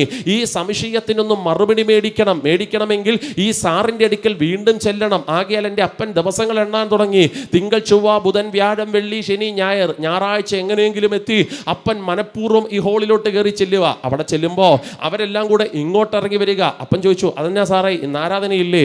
സാറ് ചോദിച്ചു, ആരിത്, അർജുനൻകുട്ടിയോ? സന്തോഷം, ഈ ആഴ്ചയും വന്നോ? ഇന്ന് ആരാധനയുണ്ട് അർജുനൻകുട്ടി, പക്ഷെ അതിനേക്കാൾ മുമ്പ് നമുക്കൊരു ശുശ്രൂഷയുണ്ട്. അപ്പൻ ചോദിച്ചു, അതെന്നാ? സ്നാന ശുശ്രൂഷ. അപ്പൻ കേട്ടിട്ടുണ്ട് പക്ഷെ കണ്ടിട്ടില്ല. അപ്പൻ ചോദിച്ചു, ഞാനും കൂടെ വരട്ടെ? സാറ് പറഞ്ഞു, പിന്നെന്താ, ആർക്കും വരാം. കൊട്ടാരക്കര പുലമൺതോട്. സാധാരണ പെന്തക്കോസുകാരെ നമ്മളെ കുറിച്ച് നാട്ടുകാർ പൊതുവേ പറയുന്ന ഒരു കളിയാക്കൽ പദമുണ്ട്, അവൻ കലക്കവെള്ളത്തിൽ മുങ്ങാൻ പോകുകയവനാണ്. സ്തോത്രം. കഴിഞ്ഞ രാത്രി മഴയുടെ പെയ്ത്തിനകത്ത് സത്യത്തിൽ കലക്കവെള്ളമായി കിടക്കുന്ന കൊട്ടാരക്കര പുലമൺതോടിനകത്ത് സ്നാനം നടക്കുന്നത്. 4 കുഞ്ഞുങ്ങളെ സ്നാനപ്പെടുത്താൻ ഇറക്കി നിർത്തി. അവരെ സ്നാനപ്പെടുത്തി കഴിഞ്ഞ അനന്തരം സ്നാപകൻ ചോദിക്കുന്നൊരു ചോദ്യമുണ്ട്. അതെല്ലായിടത്തും ചോദിക്കും, ട്രിവാൻഡ്രത്തും ചോദിക്കുമെന്ന് എൻ്റെ വിശ്വാസം. ചോദ്യം ഇങ്ങനെയാ, സ്നാനം കഴിഞ്ഞ അനന്തരം സ്നാപകൻ ചോദിക്കുന്ന അവസാനത്തെ ചോദ്യം ഈ കൂടി നിൽക്കുന്ന ജനസമൂഹത്തോടാണ് എൻ്റെ ചോദ്യം. എന്താ? ആമേൻ. ഈ യേശുവിനെ നിങ്ങൾക്ക് രക്ഷിതാവും കർത്താവുമായി സ്വീകരിക്കണമെങ്കിൽ ജഡരക്തങ്ങളോടും മാംസരക്തങ്ങളോടും ആലോചന ചോദിക്കാതെ നിങ്ങൾക്ക് തൻ്റെ ഇടത്തോടെ ഈ വെള്ളത്തിലേക്ക് ഇറങ്ങി വരാം. യേശുവിൻ്റെ കൽപ്പനയാകുന്ന സ്നാനം സ്വീകരിക്കാൻ താല്പര്യമുണ്ടെങ്കിൽ നിങ്ങൾക്ക് ഇറങ്ങി വരാം എന്ന് പറഞ്ഞ് പാസ്റ്റർ ആമിയും പറയും. അങ്ങനെ ആരും പോകാറില്ല. ഈ ദൈവദാസനും ഈ സാറും ചോദിച്ചു, ഈ കൂടിയിരിക്കുന്നവരെ ആർക്കെങ്കിലും ഈ യേശുവിനെ വേണമെങ്കിൽ നിങ്ങൾക്ക് ജഡരക്തങ്ങളോടും മാംസരക്തങ്ങളോടും ആലോചന ചോദിക്കേണ്ട ആവശ്യമില്ല, നിങ്ങൾക്ക് ഈ വെള്ളത്തിലേക്ക് ഇറങ്ങി വരാം എന്ന് പറഞ്ഞപ്പോൾ എൻ്റെ അപ്പനങ്ങ് ഇറങ്ങി ചെന്നു. ഒരു സ്തോത്രം പറഞ്ഞാട്ടെ. അപ്പോൾ സാറ് ചോദിച്ചു, അർജുനും കുട്ടി കുളിക്കാൻ വന്നതാണോ? അല്ല, സ്നാനപ്പെടാൻ വന്നതാ. സ്തോത്രം. എൻ്റെ അർജുനും കുട്ടി കഴിഞ്ഞ ആഴ്ച ചീട്ട് കളിക്കാൻ കോറം തികയാതെ വന്നിരുന്നല്ലേ ഉള്ളൂ, ഇപ്പോൾ അതൊക്കെ വേണോ? അപ്പോൾ കൂടിയിരിക്കുന്ന കൃപയുള്ള കുറച്ച് മൂപ്പന്മാരുണ്ട്. അവർ പറഞ്ഞു, എൻ്റെ വാസയെ ഒരു ആത്മാവിൻ്റെ വരെയല്ലേ, സ്നാനപ്പെടുത്ത്, ബാക്കി നമുക്ക് വരുന്നിടത്ത് വെച്ച് കാണാം. അങ്ങനെ അരമണിക്കൂർ ആ വെള്ളത്തിനകത്ത് വെച്ച് ഗ്ലാസ് എടുത്തിട്ടാണ് എൻ്റെ അപ്പനെ അവർ സ്നാനപ്പെടുത്തുന്നത്. ഇന്നും എൻ്റെ അപ്പൻ പറയുന്നൊരു സാക്ഷ്യമുണ്ട്, അറിഞ്ഞോ അറിയാതെ ആ വെള്ളത്തിനകത്ത് മുങ്ങിപ്പൊങ്ങിയപ്പോ പഴയ അർജുനൻ കുട്ടി അങ്ങ് മരിച്ചുപോയടാ, ഉയർത്തെഴുന്നേറ്റ് വന്നതൊരു പുതിയ അർജുനൻ കുട്ടിയാ. എന്ന് വെച്ചാൽ പിന്നെ താൻ മദ്യവെച്ചിട്ടില്ല, പിന്നെ താൻ ലഹരിക്കട്ട് അടിമപ്പെട്ടു പോയിട്ടില്ല. ഈ രാത്രിയിൽ ഈ ദേശത്തോട് ഞാൻ അഭിമാനത്തോടെ വിശ്വാസത്തോടെ വിളിച്ചു പറയാം, ആർക്കും പണിയാൻ കഴിയാത്തവനെ പണിയുന്നൊരു സ്വർഗത്തിലെ ദൈവമുണ്ട്. ആർക്കും രൂപാന്തരപ്പെടുത്താൻ കഴിയാത്തവനെ രൂപാന്തരപ്പെടുത്തുന്നൊരു ദൈവമുണ്ട്. പകൽ സൂര്യൻ പൊട്ടി ഉദിച്ചുയരുന്ന സമയം മുതൽ രാത്രിയിൽ അത് അസ്തമിക്കുന്നത് വരെ പകൽ മുഴുവൻ എല്ലുമുറിയ പണിയെടുക്കുന്ന സഹോദരങ്ങൾ ഈ ദേശത്തിനകത്തുണ്ടാകത്തില്ലേ? ആരോ തീരുമാനമെടുത്തു, 2025 ഇനി ഞാൻ മദ്യവെക്കത്തില്ല. സ്വന്തം ഭാര്യയുടെ ശിരസിനകത്ത് കൈവച്ച് പല പ്രാവശ്യം സത്യം ചെയ്തിട്ട് പറഞ്ഞു, ഇല്ലടി ഇനി ഞാൻ മാറും, ഇനി ഞാൻ തന്നെ എന്നെ മാറ്റിക്കോളാം, എൻ്റെ സ്വഭാവം ഞാൻ മാറ്റിക്കോളാം, ഇനി ഞാൻ മദ്യവെക്കത്തില്ലെന്ന് തീരുമാനമെടുത്ത എൻ്റെ മാന്യ സഹോദര, എന്നിട്ടും നിനക്ക് ആ തീരുമാനത്തിൽ ഉറച്ചു നിൽക്കാൻ കഴിയാതെ 2026 പൊട്ടി ഉദിച്ചുയരുന്നതിനേക്കാൾ മുമ്പ് പഴയതിനേക്കാൾ 1000 മടങ്ങ് ശക്തിയോടെ നീ ആ പാപത്തിന്റെ ലഹരിക്കകത്ത് വീണുപോയെങ്കിൽ ഉറപ്പിച്ച് ഞാൻ പറയുന്നു, നിന്നെ പണിയാൻ നിനക്ക് പോലും പറ്റത്തില്ല. പക്ഷെ നിന്നെ പണിയുന്നൊരു സ്വർഗത്തിലെ ദൈവമുണ്ട്. ആരെയും രൂപാന്തരപ്പെടുത്താൻ എൻ്റെ യേശുവിന് കഴിയും. ഇവിടെ വേദപുസ്തകത്തിനകത്ത് കടുകട്ടിയുള്ള ഹൃദയമുള്ള ശൗലെന്ന് പറയുന്ന ഒരു മനുഷ്യനെ ദൈവം പണിതെടുക്കുകയാണ്. അത് പണിതെടുക്കുന്ന സ്പോട്ടാണ് ദമസ്കോസ് എന്ന് പറയുന്ന ഒരു പടിവാതിക്കൽ. അവിടാണ് യേശുവിനുമായിട്ടുള്ള ഒരു കൂട്ടിമുട്ടലുകൾ പൗലോസിനുണ്ടാകുന്നത്. അവിടെ പൗലോസ് ചോദിക്കുന്ന ചോദ്യമാണ് ഇന്ന് രാത്രിയിലെ പ്രസംഗത്തിന് ആധാരം എന്ന് പറയുന്നത്. ആ ചോദ്യം ശ്രദ്ധേയമാണ്. തള്ളി താഴെയിട്ട സാന്നിധ്യത്തോട് പൗലോസ് ചോദിക്കുക, നീ ആരാകുന്നു കർത്താവേ, നീ ആരാകുന്നു കർത്താവേ എന്ന് ചോദിക്കുക. ഇന്ന് രാത്രിയിലെ ആ മെസ്സേജിന് ഞാനൊരു ഹെഡിങ് ഇടുകയാണെങ്കിൽ, ഈ രാത്രി ദേശത്തോട് പറയേണ്ട ആത്മീയ സുവിശേഷ യോഗത്തിൻ്റെ മൂന്നാമത്തെ രാത്രിയിൽ ആ തലക്കെട്ടിന് ഞാൻ ഇങ്ങനെ പേരിടും, കർത്താവിനെ അന്വേഷിക്കുക. അർത്ഥം ദൈവത്തെ അന്വേഷിക്കുക. എല്ലാവരും കൂടെ ചേർന്ന പദമൊന്ന് പറഞ്ഞേ, ദൈവത്തെ അന്വേഷിക്കുക. ദൈവത്തെ അന്വേഷിക്കുക എന്നുള്ള പദം ഞാൻ പറയുമ്പോൾ ഈ ദേശത്തിന് മനസ്സിലാകുന്ന രീതിയിൽ അതിൻ്റെ തുടക്കപദം ഞാൻ ഇങ്ങനെ പറഞ്ഞ് ആരംഭിക്കാം. വേദപുസ്തകം പറയുന്ന 3 ദൈവങ്ങളുണ്ട് കേട്ടോ. വേദപുസ്തകം പറയുന്ന 3 ദൈവങ്ങളുണ്ട് കണ്ടോ. ബൈബിൾ പറയുന്ന 3 ദൈവങ്ങൾ എന്ന് പറഞ്ഞപ്പോൾ ആരോ എന്നെ രൂക്ഷമായിട്ട് നോക്കുന്നു, പാസ്റ്ററേ ബൈബിളിൽ പറയുന്ന 3 ദൈവങ്ങളാണോ? അതെ, ബൈബിളിൽ പറയുന്ന 3 ദൈവങ്ങൾ. എന്താ ബൈബിളിൽ പറയുന്ന ഒന്നാമത്തെ ദൈവം? വേദപുസ്തകം പറയുന്ന ഒന്നാമത്തെ ദൈവം ഈ ലോകത്തിൻ്റെ ദൈവത്തെക്കുറിച്ചാണ്. ആ വാക്യം ഇങ്ങനെയാണ് കിടക്കുന്നത്, ഈ ലോകത്തിൻ്റെ ദൈവം, സത്യസുവിശേഷത്തിൻ്റെ സത്യം ലോകത്ത് പ്രകാശിക്കാതിരിക്കാൻ ഈ ലോകത്തിൻ്റെ ദൈവം അവിശ്വാസികളുടെ മനസ്സ് കുരുട്ടാക്കി കളഞ്ഞു. എന്താ പദത്തിന്റെ അർത്ഥം? ഈ ലോകത്തിന്റെ ദൈവം ഒരു ഉത്തരവാദിത്വത്തിനകത്ത് ഏർപ്പെട്ടിരിക്കുന്നു. ഗൗരവമുള്ളൊരു പദമാ, ശ്രദ്ധിച്ചു കേട്ടോണം. ഈ ലോകത്തിന്റെ ദൈവം ഒരു ഉത്തരവാദിത്വത്തിനകത്ത് ഏർപ്പെട്ടിരിക്കുന്നു. എന്താ ഉത്തരവാദിത്വം? സത്യസുവിശേഷത്തിന്റെ ശക്തി ലോകത്ത് പ്രകാശിക്കാതിരിക്കാൻ ഈ ലോകത്തിന്റെ ദൈവം അവിശ്വാസികളുടെ മനസ്സ് കുരുട്ടാക്കി കളയുക. അർത്ഥം, ഇതുപോലത്തെ 15 യോഗമല്ല 180 കൺവെൻഷനുകൾ ഇവിടെ നടത്തിയാലും ചിലതിനെ വിശ്വാസത്തിൽ കൊണ്ടുവരികയില്ല, ചിലതിനെ സ്നാനക്കടവിനകത്ത് ഇറക്കത്തില്ലെന്ന് പറഞ്ഞ് ഇനി ഇവിടെ എന്തോരം ചങ്കുകീറി പ്രസംഗിച്ചാലും, ഞങ്ങൾ അഭിഷക്തന്മാർ പാടിയ പാട്ടിനകത്ത് വെളിപ്പെട്ടു വന്ന ദൈവസാന്നിധ്യം നമ്മൾ അനുഭവിച്ചവരല്ലേ. ഇതുപോലത്തെ 1000 അഭിഷക്തന്മാർ നിരനിന്ന് പ്രസംഗിച്ചാലും പാടിയാലും ഈ ദേശത്തിനകത്ത് ചിലർ വിടിവിക്കപ്പെടത്തില്ല എന്ന് പറഞ്ഞ് വാദിക്കുന്ന ഒരു ലോകത്തിന്റെ ദൈവമുണ്ട്. അതെല്ലായിടത്തുമുണ്ട്, ഈ ട്രിവാൻഡ്രത്തിന്റെ പ്രാന്തപ്രദേശത്തിനകത്തുമുണ്ട്. അപ്പോൾ ഒന്ന് ലോകത്തിന്റെ ദൈവം, അത് അവിശ്വാസിയുടെ മനസ്സങ്ങ് കുരുട്ടാക്കി കളയുക. പക്ഷെ ഇന്ന് രാത്രിയിലെ യോഗത്തിനകത്തിരുന്ന് നമ്മളൊന്ന് സ്തോത്രം ചൊല്ലി പ്രാർത്ഥിക്കാമെങ്കിൽ ഈ ലോകത്തിന്റെ ദൈവത്തിന്റെ ആധിപത്യത്തിന്റെ കെട്ടഴിച്ചുകൊണ്ട് ഈ പറയുന്ന സുവിശേഷത്തിന്റെ ശക്തി ചില ഹൃദയത്തിനകത്തേക്ക് നിക്ഷേപിക്കത്തക്ക രീതിയിൽ എൻ്റെ ദൈവത്തിന്റെ കരം ഇന്ന് രാത്രി ചലിക്കുമെന്ന് പറഞ്ഞാൽ വിശ്വസിക്കുന്ന ദൈവത്തിന്റെ മക്കൾക്കായി നന്ദിയോടെ ഞാൻ ദൈവത്തിന് സ്തോത്രം ചൊല്ലുന്നു. ആടുന്ന വാഴുന്ന സകല പൈശാചിക മണ്ഡലത്തെ നോക്കി അകത്ത് അഭിഷേകമുള്ള ദൈവത്തിന്റെ കുഞ്ഞു പറയണോ, ഈ ലോകത്തിന്റെ ദൈവത്തെക്കാൾ കവിയുന്നൊരു ദൈവശക്തി ഈ പന്തലിനകത്ത് ചലിക്കുന്നത് കൊണ്ട്, വ്യാപരിക്കുന്നത് കൊണ്ട്, ഈ പട്ടണത്തിനകത്ത് ഈ ലോകത്തിന്റെ ദൈവം ഈ ഇനി വാഴാതെ വണ്ണോ ദൈവ സാന്നിധ്യത്തിൽ ഈ ദേശത്തെ ഞങ്ങൾ പ്രൊട്ടക്ട് ചെയ്ത് പരിപാലിക്കുന്നു എന്ന് വിശ്വസിക്കുന്നവർക്കായി നന്ദിയോടെ ഞാൻ ദൈവത്തിന് സ്തോത്രം ചൊല്ലുന്നു. അപ്പോൾ ബൈബിൾ പറയുന്ന ഒന്നാമത്തെ ദൈവം ഈ ലോകത്തിന്റെ ദൈവമാണ്. വേദപുസ്തകം പറയുന്ന രണ്ടാമത്തെ ദൈവം കേൾക്കണമേ, അത് അന്യദൈവത്തെക്കുറിച്ചാണ് പറയുന്നത്. അന്യദൈവം എന്ന് പറഞ്ഞാൽ അത് ജാതീയ ദൈവങ്ങളാണ്. ബൈബിളിൽ പറയുന്ന 1-2 വാക്യങ്ങൾ ഞാൻ പറയാം, നിങ്ങൾക്ക് കാണാതറിയാം. ആമേൻ, സ്തോത്രം. ജാതീയ ദൈവത്തെക്കുറിച്ച് ബൈബിളിൽ പറയുന്ന 1-2 കാര്യങ്ങൾ. അവയ്ക്ക് കണ്ണുണ്ടെങ്കിലും എന്ത് ചെയ്യുന്നില്ല, അവയ്ക്ക് ചെവിയുണ്ടെങ്കിലോ കേൾക്കുന്നില്ല, ഹൃദയം കൊണ്ട് എന്ത് ചെയ്യുന്നില്ല, നിരൂപിക്കുന്നില്ല, മനസ്സുകൊണ്ട് ചിന്തിക്കുന്നില്ല, തൊടുന്നില്ല, സ്പർശിക്കുന്നില്ല, പോകുന്നില്ല, കൊടുക്കുന്നില്ല, വാങ്ങുന്നില്ല. അത് നിർജീവത്വമാണ്. അങ്ങനെ കിടക്കുന്ന ജാതീയ ദൈവങ്ങളെക്കുറിച്ച് വേദപുസ്തകം പറയുന്നു. ഞാൻ ആ ഭാഗം വിശദീകരിക്കും. ഇപ്പോൾ തൽക്കാലം ഹോൾഡ് ചെയ്ത് പിടിക്കാം. അവൻ 2 അന്യ ദൈവങ്ങളാണ്. പക്ഷെ ഇന്ന് രാത്രിയിലെ യോഗത്തിനകത്തിരിക്കുന്നവർക്ക് അഭിമാനിപ്പാൻ ഒരു വകുപ്പുണ്ട്. നമുക്ക് ആ സ്വാധീനത്തിന്റെ കെട്ടഴിക്കാൻ സ്വർഗം നമ്മളെ അഭിഷേകം ചെയ്തു. നന്ദിയോടെ ദൈവത്തിന് സ്തോത്രം ചൊല്ലുന്നു. ആകെ ഒന്ന് ഈ ലോകത്തിന്റെ ദൈവമാണ്, 2 അന്യ ദൈവങ്ങളാണ്. എന്നാൽ മൂന്നാമത് ബൈബിൾ പറയുന്ന ദൈവത്തെക്കുറിച്ച് കേൾക്കണമേ, അതിന്റെ പേരാണ് സത്യദൈവം എന്ന് പറയുന്നത്. സ്തോത്രം. ആകയാൽ ആ സത്യദൈവത്തെ ആരാധിക്കുന്ന ദൈവമക്കളാണ് ഇന്ന് രാത്രിയിലെ യോഗത്തിനകത്തും വന്നിരിക്കുന്നത്. ഇതൊരു യുദ്ധമാണ് പ്രിയപ്പെട്ടവരെ. ഈ ലോകത്തിന്റെ ദൈവത്തോടും അന്യ ദൈവങ്ങളോടും സത്യദൈവം പോരടിക്കുന്ന ഒരു യുദ്ധമാണ് ഈ രാത്രിയിലും ഇവിടെ സജ്ജമായിരിക്കുന്നത്. വിശ്വസിക്കുന്നവർക്കായി ദൈവത്തിന് സ്തോത്രം പറയുന്നു. ഇതിന്റെ ഒടുവിലത്തെ ജയം എന്താകുമെന്നാണ് ദേശത്തിന് അറിയേണ്ടത്. സംശയമില്ലാതെ ഇന്ന് രാത്രി ഞാൻ പറയാം, ഇതിന്റെ ജയം പിശാചിൻ്റെതായിരിക്കത്തില്ല. ഇതിന്റെ ഒടുവിലത്തെ ജയം അന്യ ദൈവത്തിൻ്റെതായിരിക്കത്തില്ല. ഇതിന്റെ ഒടുവിലത്തെ ജയം സത്യദൈവത്തിൻ്റെതായിരിക്കും. ആ പേരിനകത്ത് തന്നെ അതിന്റെ അർത്ഥമുണ്ട്. അവൻ സത്യമുള്ളതാണ്. വിശ്വസിക്കുന്നവർക്കായി സ്തോത്രം പറയുന്നു. അപ്പോൾ പൗലോസ് ചോദിക്കുകയാണ്, ദൈവത്തെ അന്വേഷിക്കുക എന്നുള്ള വിഷയത്തിന്റെ പ്രാരംഭ വിഷയത്തിലേക്ക് വരുമ്പോൾ പൗലോസ് ചോദിക്കുകയാണ്, നീ ആരാകുന്നു കർത്താവേ എന്ന് ചോദിക്കുക. ഞാൻ ഈ ഭാഗത്തെ 4 രീതിയിലാണ് തരംതിരിക്കുന്നത്. ഈ ദൈവത്തെ അന്വേഷിക്കുക എന്നുള്ള വിഷയത്തെ 4 രീതിയിലാണ് ഞാൻ തരംതിരിക്കുന്നത്. ഈ 4 കാര്യങ്ങൾ ഞാൻ പറഞ്ഞു കഴിയുമ്പോൾ ദൈവദാസൻ എന്നോട് പറഞ്ഞിട്ടുണ്ട്, ആത്മനിയോഗത്തോടെ ഒരു അവസാനത്തെ രാത്രി ആകുന്നതുകൊണ്ട് 11 മണി വരെ പൊക്കോളാനാ പറഞ്ഞെങ്കിലും 11 വരെ ഒന്നും പോകുന്നത് ശരിയല്ല. ഒരു 10:45 ആകുമ്പോൾ നമുക്ക് വൈൻഡപ്പ് ചെയ്യണം. സ്തോത്രം. നെഞ്ചത്തോട് ഇടിവാള് പാസ് ചെയ്ത് പാസ്റ്റേ, അത്രയും പോകും. അത്രയൊന്നും പോകുകയല്ല. ഒരു നിശ്ചിത സമയമുണ്ട്. ആ സമയം എനിക്കും അറിയാം, നിങ്ങൾക്കും അറിയാം. അല്ലെ തന്നെ പ്രസംഗം തീർക്കുന്ന നമ്മുടെ ഉദ്ദേശമല്ല. പ്രസംഗത്തിന്റെ പ്രത്യേകത എത്ര മണിക്കൂർ വേണേലും പ്രസംഗിക്കാൻ പറ്റും. സ്തോത്രം. ഇരുന്ന് കേൾക്കാൻ മനസ്സുള്ളവരാണെങ്കിലും നിന്ന് പ്രസംഗിക്കാൻ ശക്തിയുള്ളവരാണെങ്കിലും എത്ര മണിക്കൂർ വേണേലും പ്രസംഗം കൊണ്ടുപോകാം. പക്ഷേ നമ്മുടെ ഉദ്ദേശം പ്രസംഗം തീർക്കുന്നതല്ല. നമ്മുടെ ഉദ്ദേശം ഈ സമയത്തിനകത്തൊരു ദൂതൊന്ന് വെളിപ്പെട്ട് വരണം. സ്തോത്രം. അത് കർത്താവ് ഈ ദേശത്തിന് വേണ്ടി അയക്കും എന്ന് ഞാൻ വിശ്വസിക്കുക.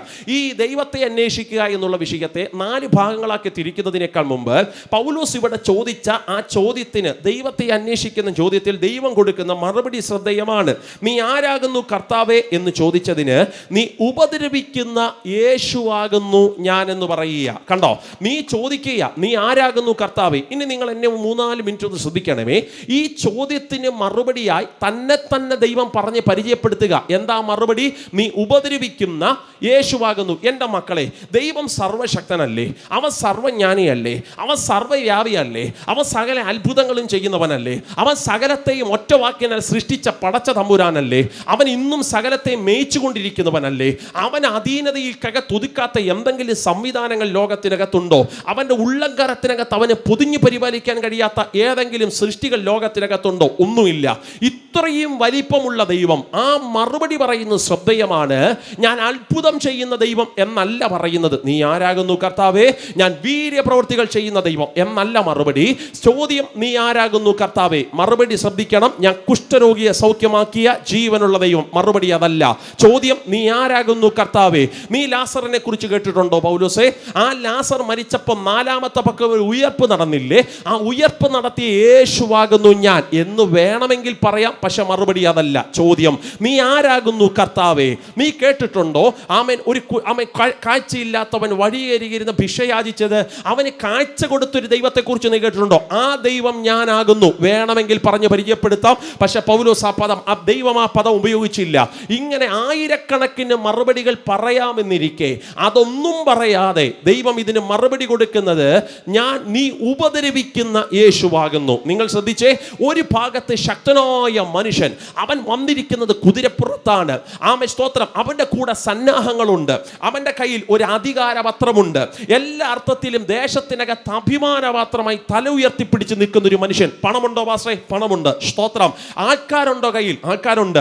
സന്നാഹങ്ങളുണ്ടോ? സന്നാഹങ്ങളുണ്ട്. പഠിത്തമുണ്ടോ? പഠിത്തമുണ്ട്. സർട്ടിഫിക്കറ്റ് കയ്യിലുണ്ടോ? എല്ലാം ഉണ്ട്. എല്ലാ അർത്ഥത്തിലും എക്സ്ട്രീ ലെവലിനകത്ത് നിൽക്കുന്ന ഒരു ശൗല് ചോദ്യം ചോദിക്കുന്നു, നീ ആരാകുന്നു കർത്താവേ? എന്നാൽ മറുഭാഗത്ത് പലതും പറഞ്ഞ് പരിചയപ്പെടുത്താൻ മറുപടി ഉണ്ടായിട്ടും അതൊന്നും പറയാതെ യേശു അവന്റെ മുമ്പിൽ പറയാ, നീ ഇപ്പോൾ ഞാൻ ഉപദ്രവിക്കുന്ന യേശുവാകുന്നു ഞാൻ എന്ന് പറയുക. ഒരു ഭാഗത്ത് ബലമുള്ള മനുഷ്യൻ, ഒരു ഭാഗത്ത് ബലം കുറഞ്ഞവനായി തന്നെ താഴ്ത്തുന്ന യേശു. യേശുവിനോട് ചോദിക്ക്, അത്ഭുതം ദൈവം എന്താ പറയാഞ്ഞേ? വീര്യപ്രവൃത്തി ചെയ്യുന്ന ദൈവം എന്നെന്താ പറയാഞ്ഞേ? ആമൻ കുഷ്ഠരോഗിയെ സൗഖ്യമാക്കിയ ദൈവം എന്നെന്താ പറയാഞ്ഞേ? ആമൻ സ്വർഗത്തിലെ ദൈവം നമ്മളോട് പറയും, ഒരു മനുഷ്യൻ രൂപാന്തരപ്പെടണമെങ്കിൽ, ഒരു മനുഷ്യൻ ആള് മാറണമെങ്കിൽ അത്ഭുതവാനായ ദൈവത്തെ അല്ല അവൻ ആദ്യം കാണേണ്ടത്, ഉപദ്രവിക്കപ്പെട്ട ക്രിസ്തുവിനെയാണ് അവൻ ആദ്യം കാണേണ്ടത്. ഇന്ന് രാത്രി ദേശത്തോട് ഞാനൊരു കാര്യം പറയാം. യേശു വീട് തരുമോ പാസ്റ്ററെ? യേശു വീട് തരും. യേശു ഞങ്ങളെ മാനിക്കോ പാസ്റ്ററെ? യേശു ഞങ്ങളെ മാനിക്കോ. യേശു ഞങ്ങളുടെ അടുക്കൽ വന്ന ഞങ്ങളെ തലമുറകൾ രക്ഷപ്പെടുമോ? തലമുറകൾ രക്ഷപ്പെടും. പക്ഷെ അതിനേക്കാളും എല്ലാം അപ്പുറം കർത്താവിന്റെ അടുക്കൽ വരുന്ന നീ ആദ്യം കാണേണ്ട വെളിപ്പാട് അവൻ നീ ഉപദ്രവിച്ച യേശുവാണെന്നുള്ളതാണ്. അർത്ഥം നിനക്ക് വേണ്ടി കഷ്ടം സഹിച്ച യേശുവാണെന്നുള്ളതാണ്. നിങ്ങൾ ശ്രദ്ധിച്ച പ്രിയപ്പെട്ടവരെ, തേരിനകത്തിരുന്ന് വായിക്കുന്ന പുസ്തകത്തിന്റെ ഡെപ്ത് ശ്രദ്ധേയമാണ്. അന്ന് ആ മനുഷ്യൻ വായിച്ച പുസ്തകത്തിന്റെ വാക്യം എന്ന് പറയുന്നത്, അറക്കുവാനുള്ള കുഞ്ഞാടിനെ പോലെ കൊണ്ടുപോയി രോമം കത്തിരിക്കുന്നവന്റെ മുൻപാകെ മിണ്ടാതിരിക്കുന്ന കുഞ്ഞാട്. അതാണ് ഈ ഷണ്ണൻ വായിക്കുന്ന വാക്യത്തിന്റെ ആഴം എന്ന് പറയുന്നത്. സ്തോത്രം. ഇപ്പോൾ തേരിനോട് ചേർന്ന് നടക്കുന്ന ഫിലിപ്പോസ് ചോദിക്കുന്നു, എന്താ പറയുക വായിക്കുന്നേ? ആ മനുഷ്യൻ പറയുന്നു, യേശുവിന്റെ ഈ കഷ്ടാനുഭവങ്ങളുടെ വാക്യമാണ് വായിക്കുന്നത്, ഒന്ന് വിശദീകരിച്ചു തരാവോ എന്ന് ചോദിക്കുമ്പോൾ തേരിനകത്തിരിക്കുന്ന മനുഷ്യൻ ഫിലിപ്പോസ് വിശദീകരിക്കുന്നത് പച്ചവെള്ളം വീഞ്ഞാക്കിയ കർത്താവിനെ കുറിച്ചല്ല, അത്ഭുതങ്ങൾ ചെയ്ത കർത്താവിനെ കുറിച്ചല്ല, വീര്യപ്രവൃത്തി ചെയ്ത ദൈവത്തെ കുറിച്ചല്ല. ഈ ഷണ്ണനൊന്ന് രക്ഷിക്കപ്പെടാൻ പൗലോസ് ഇപ്പോൾ ഉപയോഗിക്കുന്ന വാക്യം ആ കഷ്ടാനുഭവങ്ങളുടെ വാക്യം. അവസാനം തേര് വന്ന് നിൽക്കുന്ന സ്ഥലത്ത് ഷണ്ണൻ ചോദിച്ചു, എൻ്റെ ബ്രദറെ ഒരു കൊച്ചു ചോദ്യം ചോദിക്കട്ടെ, എന്താ ദേണ്ടേ വെള്ളം സ്നാനമേൽക്കുന്നതിന് എന്തെങ്കിലും വിരോധമുണ്ടോ? എൻ്റെ ഷണ്ണ ഒരു മിനിറ്റ് ഒന്ന് വെയിറ്റ് ചെയ്യണം. എന്തോ നീ ഇപ്പൊ കേട്ട പ്രസംഗം എന്താ? ആ മനുഷ്യൻ പറയും, രോമം കത്തിരിക്കുന്നവന്റെ മുൻപാകെ മിണ്ടാതിരിക്കുന്ന കുഞ്ഞാടിനെ കുറിച്ച്. പരാജിതനല്ലേ ബ്രദറെ അവൻ? സ്തോത്രം. അവൻ രോമം കത്തിരിക്കുന്നവന് മുമ്പേ മൗനം, സൈലന്റ്. അവൻ എടുത്തുവാരി ഒന്നും പറഞ്ഞിട്ടില്ല. ഈ രോമങ്ങൾ ഇങ്ങനെ പിച്ചിപ്പറിച്ചപ്പോഴും അവൻ അത്ഭുതമൊന്നും ചെയ്യാൻ നിന്നിട്ടില്ല. പരാജിതനല്ലേ അവനെ എന്തിനാ നീ വെള്ളത്തിൽ സാക്ഷീകരിക്കുന്നതെന്ന് ചോദിച്ചാൽ ഷണ്ണൻ തിരിച്ച് നമ്മളോടൊരു മറുപടി പറയും, എൻ്റെ ദൈവദാസനെ, ഒരു ചെറിയ മാർമിക രഹസ്യം ഇവിടെയുണ്ട്. എന്താ? അവന്റെ താഴ്ചയിൽ അവന് ന്യായം കിട്ടിയിട്ടില്ല. അവൻ മനുഷ്യനൊന്നും അവന്റെ കഷ്ടതകളെ ഓർത്തിട്ടില്ല. ഒരു മാനുഷിക കരങ്ങളും അവന്റെ സഹായത്തിന് വേണ്ടി ഇറങ്ങി വന്നില്ല. എന്നിട്ടും അവൻ കല്ലറകളെ പൊളിച്ചുയർത്തെഴുന്നേറ്റെങ്കിൽ അവൻ മനുഷ്യപുത്രനല്ലല്ലോ, അവൻ ദൈവപുത്രനല്ലേ?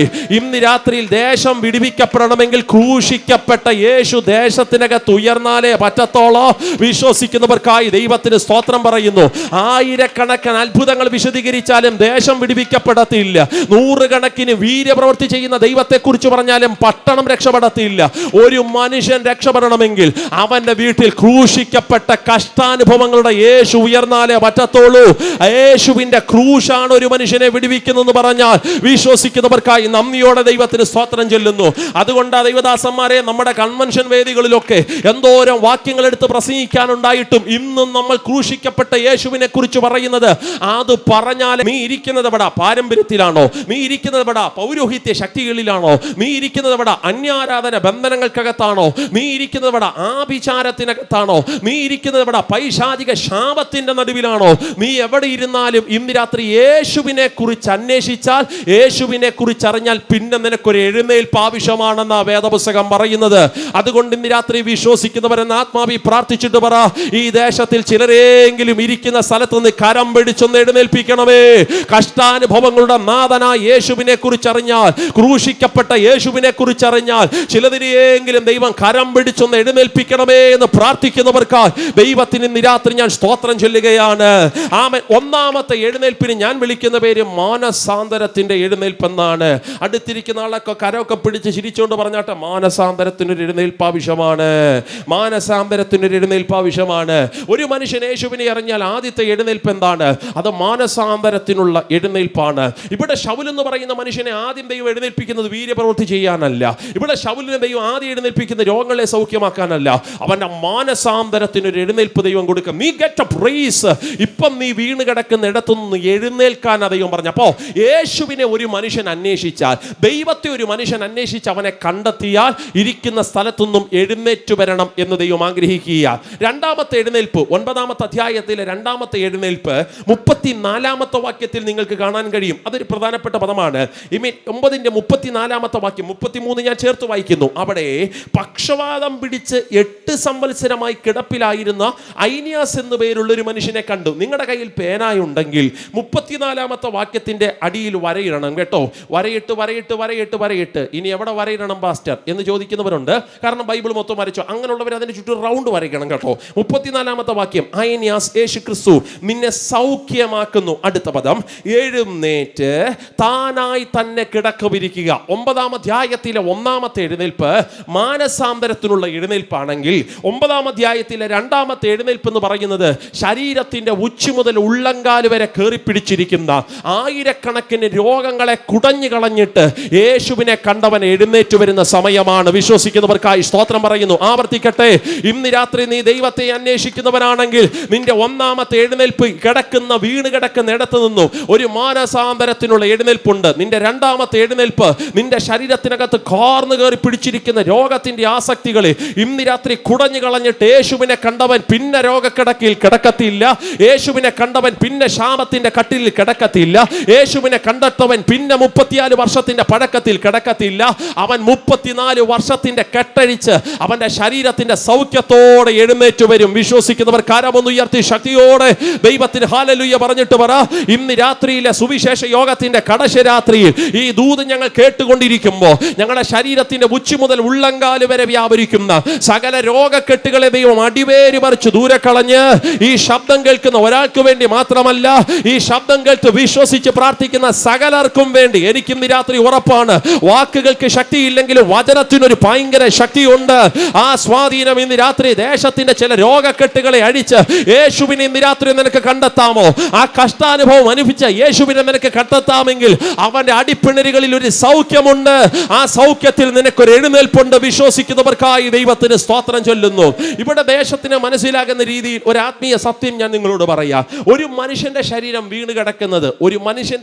വീണ് കിടക്കുന്നതിന് പ്രധാനമായും രോഗമാണ് അവനെ എഫക്ട് ചെയ്യുന്നതെങ്കിൽ രോഗത്തെ 3 തട്ടുകളാക്കി ഞാൻ തരംതിരിക്കുന്നു.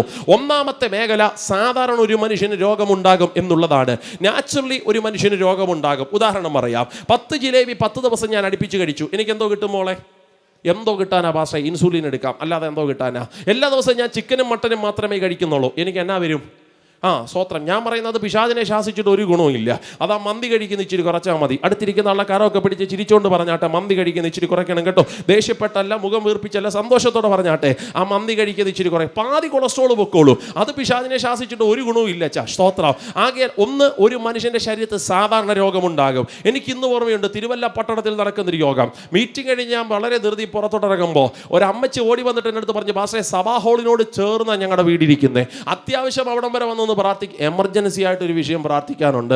ഞാൻ വാച്ചയെ നോക്കിയിട്ട് പറഞ്ഞു, എൻ്റെ അമ്മച്ചി ഓൾറെഡി 9:30 ആയല്ലോ, ഞാനങ്ങ് പൊക്കോട്ടോ. അമ്മച്ചി പറഞ്ഞു, പാസ്റ്റർ നോ, വളരെ ഗൗരവമുള്ളതും വളരെ എമർജൻസി ആയ ഒരു വിഷയം, വീട് വരെ വന്ന് പ്രാർത്ഥിച്ചേ പറ്റൂ. സഭാ ഹാളിനോട് ചേർന്ന് ഇരിക്കുന്നത്. അവിടുത്തെ പാസ്റ്ററിൻ്റെ അനുവാദത്തോടുകൂടി ഞാൻ ആ അമ്മച്ചിയുടെ വീട്ടിനകത്ത് ചെന്നു. അമ്മച്ചിയുടെ അടുത്ത് പറഞ്ഞു, പാസ്റ്റർ ആ സെറ്റിയിലോട്ട് ഇരുന്നാട്ടെ. ഞാൻ പറഞ്ഞു, ഇല്ല അമ്മച്ചി ഇത്രയും സമയം പോയല്ലോ, പ്രാർത്ഥന വിഷയം പറ, പെട്ടെന്ന് പ്രാർത്ഥിച്ചേച്ച് ഞാൻ തിരിച്ചു പോകാം. പാസ്റ്റർ കൂടുതൽ ജാടയൊന്നും കാണിക്കേണ്ട, അങ്ങോട്ട് ഇരുന്നാട്ടെ. എന്നെ പിടിച്ചിരുത്തി ഒരു കപ്പ് ചായയൊക്കെ എനിക്ക് തന്നു. രാത്രി 9:40 ആയപ്പോൾ സ്തോത്രം. എന്നിട്ട് പറയാ, ഇനി പ്രാർത്ഥനാ വിഷയം പറയട്ടെ. ഞാൻ പറഞ്ഞു, അമ്മച്ചി പെട്ടെന്ന് പറ, സമയം പൊക്കോണ്ടിരിക്കുകയല്ലേ, പെട്ടെന്ന് പറ. പാസ്റ്റർ എൻ്റെ കാലില്ലേ? ഞാൻ പറഞ്ഞു, 2 കാലിൻ്റെ മുട്ടുകളില്ലേ പാസ്റ്ററെ? ഞാൻ പറഞ്ഞു, 2 കാലിൻ്റെ മുട്ടുകൾ ഭയങ്കര വേദനയാണ്. സ്തോത്രം. ഞാൻ ചോദിച്ചു, എന്നാ പ്രായമായി? 72 കഴിഞ്ഞ് 73 കയറുകയാണ്. സ്തോത്രം. ഞാൻ ചോദിച്ചു, കാൽമുട്ടുകൾക്ക് വേദന? ഭയങ്കര വേദനയാണ് പാസ്റ്ററെ. സ്തോത്രം. ഞാൻ പറഞ്ഞു, അമ്മച്ചി പേടിക്കാനൊന്നുമില്ല. അമ്മ ചോദിച്ചു, അതെന്നാ പറച്ചില്ല പാസ്റ്ററെ? ഞാൻ പറഞ്ഞല്ലേ, 73 വയസ്സായിട്ടും കാൽമുട്ടുകൾക്ക് വേദന വന്നില്ലെങ്കിൽ അത് പിന്നെ റോബോട്ടിൻ്റെ കാലാന്ന് എനിക്ക് പറയേണ്ടി വരും. സ്തോത്രം. 73 ആയോ, അസ്ഥിക്ക് വേദന ഉണ്ടാകും. ഇവിടെ നാട്ടുകാർക്കുണ്ടായ ഒരു തെറ്റിദ്ധാരണ ഞാനങ്ങ് തിരുത്താം. ഈ കഴിഞ്ഞ കുറച്ച് വർഷങ്ങൾക്ക് മുമ്പ് കോവിഡ് ഇവിടെ നടമാടുമ്പോൾ നാട് മൊത്തവും, എസ്പെഷ്യലി സോഷ്യൽ മീഡിയ മൊത്തം പെന്തക്കോസുകാർക്കെതിരെ ട്രോൾ അഴിച്ചു വിട്ടച്ചാ. എന്തിയടാ പ്രാർത്ഥിക്കുന്നവനൊക്കെ? നീയൊക്കെ അല്ലേ സൗഖ്യമാക്കാന്ന് പറഞ്ഞേ? കോവിഡ് സൗഖ്യമാക്കാൻ നിനക്കൊന്നും ത്രാണിയില്ലേടാ? നീയൊക്കെ മാളത്തിൽ കയറി ഒളിച്ചോ? പെന്തക്കോസുകാർക്ക് പൊതുവെ ഉണ്ടായ ഒരു ട്രോളാ. സ്തോത്രം. എൻ്റെ മാന്യദേശമേ, ഇവിടെ അടങ്കല് പാടുന്ന രോഗമൊന്നും സൗഖ്യമാക്കാൻ ഇവിടെ ആരും പ്രസ്താവന ഒന്നും നടത്തിയിട്ടില്ല. സ്തോത്രം. അങ്ങനെയാണെങ്കിൽ പിന്നെ നമ്മുടെ കൂട്ടത്തിൽ നേഴ്സിംഗ് പഠിക്കുന്ന കുഞ്ഞുങ്ങൾ വേണ്ടായിരുന്നല്ലോ, നമ്മുടെ കൂട്ടത്തിൽ ഡോക്ടർ വിട്ട പിള്ളേരില്ലേ, അവരൊന്നും വേണ്ടായിരുന്നല്ലോ. നമ്മൾ മരുന്നിനൊന്നും എതിരൊന്നും അല്ല. രോഗത്തിന് മരുന്നെടുത്തോ, അതൊക്കെ നിന്റെ വിശ്വാസത്തിനനുസരിച്ച് നീ ചെയ്യും. പക്ഷേ രണ്ടാമത്തെ മേഖലയെ ശാസിക്കുന്നവനാ ദൈവം കൂടുതൽ സാന്നിധ്യം ഇറങ്ങി. അതെന്താ പാസ്റ്റേ? അത് രോഗം എന്നതിനേക്കാളും അപ്പുറം രോഗത്തിന്റെ ആത്മാക്കളെ ദൈവം ശാസിക്കും. അതെന്താ വ്യത്യാസം? ആ വ്യത്യാസം പറയാം. രോഗം ഒരു മനുഷ്യനിൽ സാധാരണ ഉണ്ടാകുന്നതാ.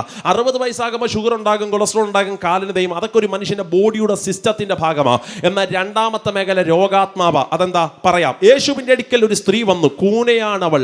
അവളെ നോക്കി യേശു പറഞ്ഞ പ്രസ്താവന നിങ്ങൾ കണ്ടോ? രോഗമൊഴിഞ്ഞ് സ്വസ്ഥയാകാന്നല്ല, ബാധയൊഴിഞ്ഞ് സ്വസ്ഥയാകാം. അപ്പം നിന്നെ കുനിപ്പിച്ച് നിർത്തിയിരിക്കുന്ന രോഗമല്ല, ഇറ്റ്സ് എ സ്പിരിറ്റ്. അത് രോഗത്തിന്റെ ബാധയാണ്. അപ്പോൾ കണ്ടോ, രോഗമുണ്ട്, രോഗത്തിന്റെ ബാധയുണ്ട്. സ്തോത്രം. എൻ്റെ മുന്നേ പ്രിയപ്പെട്ടവരെ, വിശ്വാസ ജീവിതത്തിനകത്തേക്ക് വന്ന് 2.5 മാസം കഴിഞ്ഞപ്പോൾ എൻ്റെ ചേച്ചിയുടെ ശരീരത്തിനകത്ത് രോഗം കണ്ടു. ഞാനതിനെ രോഗം എന്നല്ല വിളിക്കുന്നത്, ഇറ്റ്സ് എ സ്പിരിറ്റ്. അത് രോഗത്തിന്റെ ബാധയാണ്. ഏത് വസ്ത്രം ധരിച്ചാലും അതിനകത്ത് മുഴുവനും രക്തത്തിന്റെ അംശമായിരിക്കും. ഭാവനെ കാണാൻ പറ്റുന്നുണ്ടോ മമ്മിമാരെ? ഇടുന്ന യൂണിഫോം അലക്കി തേച്ച് മിനുക്കി ഇട്ട് കൊടുക്കും. 3ാമത്തെ പീരീഡ് ആകുമ്പോൾ ടീച്ചർ വിളിച്ചിട്ട് പറയും, കൊച്ചിനെ വന്ന് തിരിച്ചു വിളിച്ചു കൊണ്ടുപോകും. ഇട്ടിരിക്കുന്ന യൂണിഫോം മൊത്തം ബ്ലഡിന്റെ അംശമാണ്. ഒരു ഫംഗ്ഷന് കൊണ്ടുപോകാൻ പറ്റത്തില്ല. ഉച്ചയ്ക്ക് ചൂട് കൂടി വരുമ്പോൾ ശരീരത്തിൽ നിന്ന് രക്തം വരും, വസ്ത്രത്തിനകത്ത് കയറി പിടിക്കും. ആമൻ. ഒരു ഭ്രാന്തിയെപ്പോലെ എൻ്റെ കൊച്ച് റൂമിനകത്ത് സഹോദരി ഒതുങ്ങിപ്പോയ കാലഘട്ടം, എൻ്റെ സ്വന്തം സഹോദരി. ആ സമയത്ത് ഞങ്ങൾ വിശ്വാസത്തിൽ വന്നിട്ട് 2.5 മാസം തികയുന്നേ ഉള്ളൂ. തൊട്ടടുത്തൊരു ഹോസ്പിറ്റലിൽ കൊണ്ടുപോയി. 1 അല്ല 2 അല്ല 3 അല്ല സഹോദരന്മാരെ, 24 മണിക്കൂർ ഒബ്സർവേഷനാ. 24 മണിക്കൂർ കഴിഞ്ഞപ്പോൾ അച്ചായ ഡോക്ടർ റിപ്പോർട്ട് അടിച്ച് കൈ കൊടുത്തു. റിപ്പോർട്ടിൽ കിടക്കുന്ന വാക്ക്, ഈ കുഞ്ഞിന്റെ ശരീരം മുറിഞ്ഞിട്ടല്ല രക്തമൊഴുകുന്നത്. പിന്നെ എങ്ങനാ? 24 മണിക്കൂർ ഞങ്ങൾ ഇവളെ ഒബ്സർവ് ചെയ്തപ്പോൾ ഞങ്ങൾക്ക് മനസ്സിലായി, ഇവളെ ശരീരത്തിന്റെ രോമകൂപങ്ങളെ നിന്ന് ബ്ലഡ് പൊടിഞ്ഞ് അത് വസ്ത്രത്തിനകത്ത് കയറി പിടിക്കുക. സ്തോത്രം. ആകയാൽ കുഞ്ഞിനെ വേഗത്തിൽ ഇവിടുത്തെ ട്രിവാൻഡ്രം മെഡിക്കൽ കോളേജിൽ കൊണ്ടുപോകും, ഇല്ല കുഞ്ഞ് മരിച്ചു പോകാൻ സാധ്യതയുണ്ട്. കയ്യിൽ കിട്ടിയിരിക്കുന്നത് ഒരു റെഫറൻസ് ലെറ്ററാണ് ട്രിവാൻഡ്രം മെഡിക്കൽ കോളേജിലേക്കുള്ളത്. എന്ന മാതാവ് ചെയ്ത കാര്യം എന്നറിയാമോ? ആ റെഫറൻസ് ലെറ്റർ ചുരുട്ടിപ്പിടിച്ച് താത്ത് ഇട്ടിട്ട് ഓടി വന്ന് വേദപുസ്തകം തുറന്നു നോക്കി, ബൈബിൾ എന്തോ പറയുന്നെന്നറിയാൻ. ഇന്ന് രാത്രി നിങ്ങൾ വിശ്വസിച്ചാലും ഇല്ലേലും ഞാനൊരു പദം പറയാം, നമ്മുടെ സകല ചോദ്യങ്ങൾക്കുമുള്ള മറുപടി അവൻ വേദപുസ്തകത്തിനകത്ത് മറച്ചു വെച്ചിട്ടുണ്ട്. സ്തോത്രം. എൻ്റെ മാതാവ് ഓടി വന്ന് കണ്ണടച്ചിട്ട് പറഞ്ഞു, അപ്പാ നിനക്കെന്നോട് സംസാരിക്കാൻ പറ്റും, റിപ്പോർട്ട് എന്തോ അറിയുന്നത് എനിക്കറിയണ്ട. കണ്ണടച്ച് താൻ വേദപുസ്തകം ഇങ്ങനെ തുറന്നു നോക്കുമ്പോൾ അഭിഷക്തനെ അത്ഭുതമാ. പുതിയ നിയമത്തിലൊരു വാക്യം തൻ്റെ കണ്ണിപ്പെട്ടു. വാക്യം, രക്തസ്രാവമുള്ളവൾ അവന്റെ വസ്ത്രത്തിന്റെ തൊങ്ങൽ തൊട്ടപ്പോ അവളെ രക്തസ്രാവം നിന്നുപോയി. എൻ്റെ മാതാവിന് മനസ്സിലായി, എൻ്റെ യേശു എന്നോട് സംസാരിക്കുക. എൻ്റെ മാതാവ് ചെന്ന് ചേച്ചിയെ പിടിച്ച് റൂമിനകത്ത് കൊണ്ടുവന്നു. കണ്ണ് തുറന്ന് മിഴിച്ചു നോക്കുന്ന എൻ്റെ ചേച്ചിയെ നോക്കി എൻ്റെ മാതാവ് പറഞ്ഞു, കണ്ണടക്കടി, പ്രാർത്ഥിക്കാൻ പോവാ. ഒരു സഭയിൽ ഞങ്ങൾ മെമ്പർഷിപ്പ് എടുത്തിട്ടില്ല കേട്ടോ. ഒരു പാസ്റ്ററിനെയും ഒരു പ്രവാചകനെയും ഞങ്ങൾക്ക് ആ കാലഘട്ടത്തിൽ അറിയത്തില്ല. അന്ന് അർജുനൻ കുട്ടിക്കും കുടുംബത്തിനും ഇരുന്ന് ആരാധിക്കാൻ ഒരു പ്ലാസ്റ്റിക് പാ പോലും ഇല്ല ദൈവദാസനെ. അന്ന് ഞങ്ങൾക്കുള്ളതൊരു പുൽപ്പായ. അത് വിരിച്ചിട്ടിട്ട് എൻ്റെ മാതാവ് പ്രാർത്ഥിക്കാൻ തുടങ്ങി. എൻ്റെ മുന്നിൽ പ്രിയപ്പെട്ടവരെ, പ്രാർത്ഥനാ ശൈലി എങ്ങനെയാണെന്നറിയാമോ? ഒരു കരം ആ വാക്യത്തിൻ്റെ മുകളിലാ, മറുകരം എൻ്റെ സഹോദരിയുടെ മണ്ടയ്ക്ക് വെച്ചിട്ട് താൻ കണ്ണടച്ച് പ്രാർത്ഥിക്കാൻ തുടങ്ങി. ഈ സമയത്ത് ഡോറിന്റെ പുറത്ത് ഭയങ്കര മുട്ടൽ നടക്കുക. ആമേൻ. സ്തോത്രം. രക്ഷിക്കപ്പെടാത്ത ഞങ്ങളുടെ രക്തബന്ധങ്ങൾ, ആമേൻ, എസ്പെഷ്യലി എൻ്റെ മാതാവിൻ്റെ പിതാവൊക്കെ, എൻ്റെ ഗ്രാൻഡ് ഫാദറൊക്കെ വന്ന് ഡോറിനകത്ത് മുട്ടുക. തുറക്ക് ഡോറ്, കൊച്ചിനെ ഇറക്കി വിട്, ട്രിവാൻഡ്രം മെഡിക്കൽ കോളേജിൽ കൊണ്ടുപോകണം. പിന്നെ അവളൊരു പ്രാർത്ഥനക്കാരി. ഇപ്പൊ കർത്താവ് സൗഖ്യമാക്കാൻ പോകും. അങ്ങനാണ് നിന്റെ ദൈവം ജീവനുള്ളവനെങ്കിൽ കൊച്ചിനെ ഇപ്പൊ സൗഖ്യമാക്കി കാണിക്കട്ടെ എന്ന് പറയുന്ന വലിയ ഭീഷണിയുടെ സ്വരം പുറത്ത് നടമാടി നിൽക്കുമ്പോൾ അകത്തൊരു കരം വാക്യത്തിന്റെ മുകളിലും മറുകരം സഹോദരിയുടെ മുകളിലും വെച്ച് സൗഖ്യമാക്കുന്ന ദൈവത്തിൽ വിശ്വസിച്ചുകൊണ്ടുള്ളൊരു പ്രാർത്ഥനയാ. ആവർത്തിച്ച് ഞാൻ പറയാം, ഇതൊരു യുദ്ധമാണ് കേട്ടോ. ഈ യുദ്ധത്തിനകത്ത് ജയിക്കുന്നത് പൈശാചിക ശക്തികളല്ല. ഈ യുദ്ധത്തിനകത്ത് ജയിക്കുന്നത് ദൈവത്തിനെ അന്വേഷിക്കുന്നവന്റെ എഴുന്നേൽപ്പായിരിക്കും. വിശ്വസിക്കുന്നവർക്കായി ദൈവത്തിന് സ്തോത്രം ചൊല്ലുന്നു. എൻ്റെ ദൈവദാസനെ, കുറച്ച് മിനിറ്റുകളുടെ പ്രാർത്ഥന കേട്ടോ. ആ പ്രാർത്ഥന കഴിഞ്ഞ് എൻ്റെ മാതാവ് കണ്ണ് തുറന്നു നോക്കി. എവിടാന്നറിയാമോ? എൻ്റെ സഹോദരി ഇട്ട ഡ്രസ്സിനകത്ത് രക്തം ഉണ്ടോന്ന്. രക്തം ഉണ്ടെങ്കിൽ നിന്റെ ദൈവം ചുമ്മാതാ. രക്തം ഉണ്ടെങ്കിൽ നിന്റെ ദൈവം വെറുതെയാണ്. രക്തം ഉണ്ടെങ്കിൽ ഈ എഴുതി വെച്ച വാക്യം പച്ചക്കള്ളം എന്ന് എനിക്ക് പറയേണ്ടി വരും. എൻ്റെ മാതാവ് കണ്ണുനീരെല്ലാം തുടച്ച് എൻ്റെ സഹോദരി ഇട്ട ഡ്രസ്സിനകത്ത് നോക്കി, രക്തം ഉണ്ടോന്ന്. ഈ സുവിശേഷ യോഗത്തിന്റെ 3ാമത്തെ രാത്രി, കടശ രാത്രി, തികച്ച അഭിമാനത്തോടെ അതിലേറെ സന്തോഷത്തോടെ ഞാൻ പറയാം, ഒറ്റ ഡ്രോപ്പ് രക്തം പിന്നെ നാളിതുവരെ തന്റെ ശരീരത്തിനകത്ത് കാണാം എൻ്റെ ദൈവം സമ്മതിച്ചിട്ടില്ല. എനിക്ക് വിശ്വാസമാണ് അച്ഛാ, യേശുവിനെ അന്വേഷിക്കുന്നവനെ, ദൈവത്തിനെ അന്വേഷിക്കുന്നവന് ഒരു 2ാമത്തെ എഴുന്നേൽപ്പുണ്ടെങ്കിൽ അതവന്റെ ശാരീരിക മേഖലയുടെ രോഗത്തിന്റെ കെട്ടുകളെ അടിവേര് പറിച്ച് ദൂരെ കളഞ്ഞിട്ട് അവനൊരു എഴുന്നേൽപ്പുണ്ട്. ഇന്ന് രാത്രിയിൽ ഓൾറെഡി ഹോളിനകത്ത്, ഈ പന്തലിനകത്തൊരു ദൈവ സാന്നിധ്യം ചലിക്കുന്നുണ്ടല്ലോ.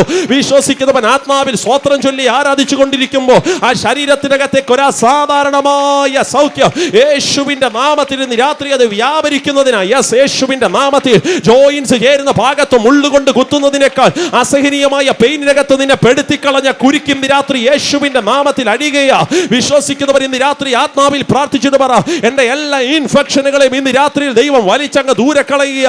എന്റെ കൊച്ചിന്റെ ബുദ്ധിമണ്ഡലങ്ങളോട് പോരാടുന്ന, അവന്റെ വെയിൻസുകളോട്, ഞരമ്പുകളോട് പോരാടുന്ന ആ സ്വാധീനത്തിന്റെ കെട്ടി ഇന്ന് രാത്രി തമ്പുരാൻ സൗഖ്യമാക്കുന്നെന്ന് വിശ്വസിക്കുന്നവർ ആത്മാവിൽ ഇന്ന് രാത്രി യേശുവിന്റെ നാമത്തിൽ ഈ പന്തലിനകത്ത് വ്യാപരിക്കുന്ന ദൈവ സാന്നിധ്യം ഈ ദേശത്തിന്റെ 4 ദിക്കിനകത്ത്, കിഴക്ക്, തെക്ക്, വടക്ക്, പടിഞ്ഞാറ് ഈ ശബ്ദം കേൾക്കുന്ന വാത്സല്യ ദൈവത്തിന്റെ സഹോദരങ്ങളെ, പുറത്ത് ഈ ശബ്ദം കേൾക്കുന്ന മാന്യ ദേശമേ, ഒരു പരീക്ഷണാർത്ഥമെങ്കിലും പ്രാർത്ഥിക്ക്.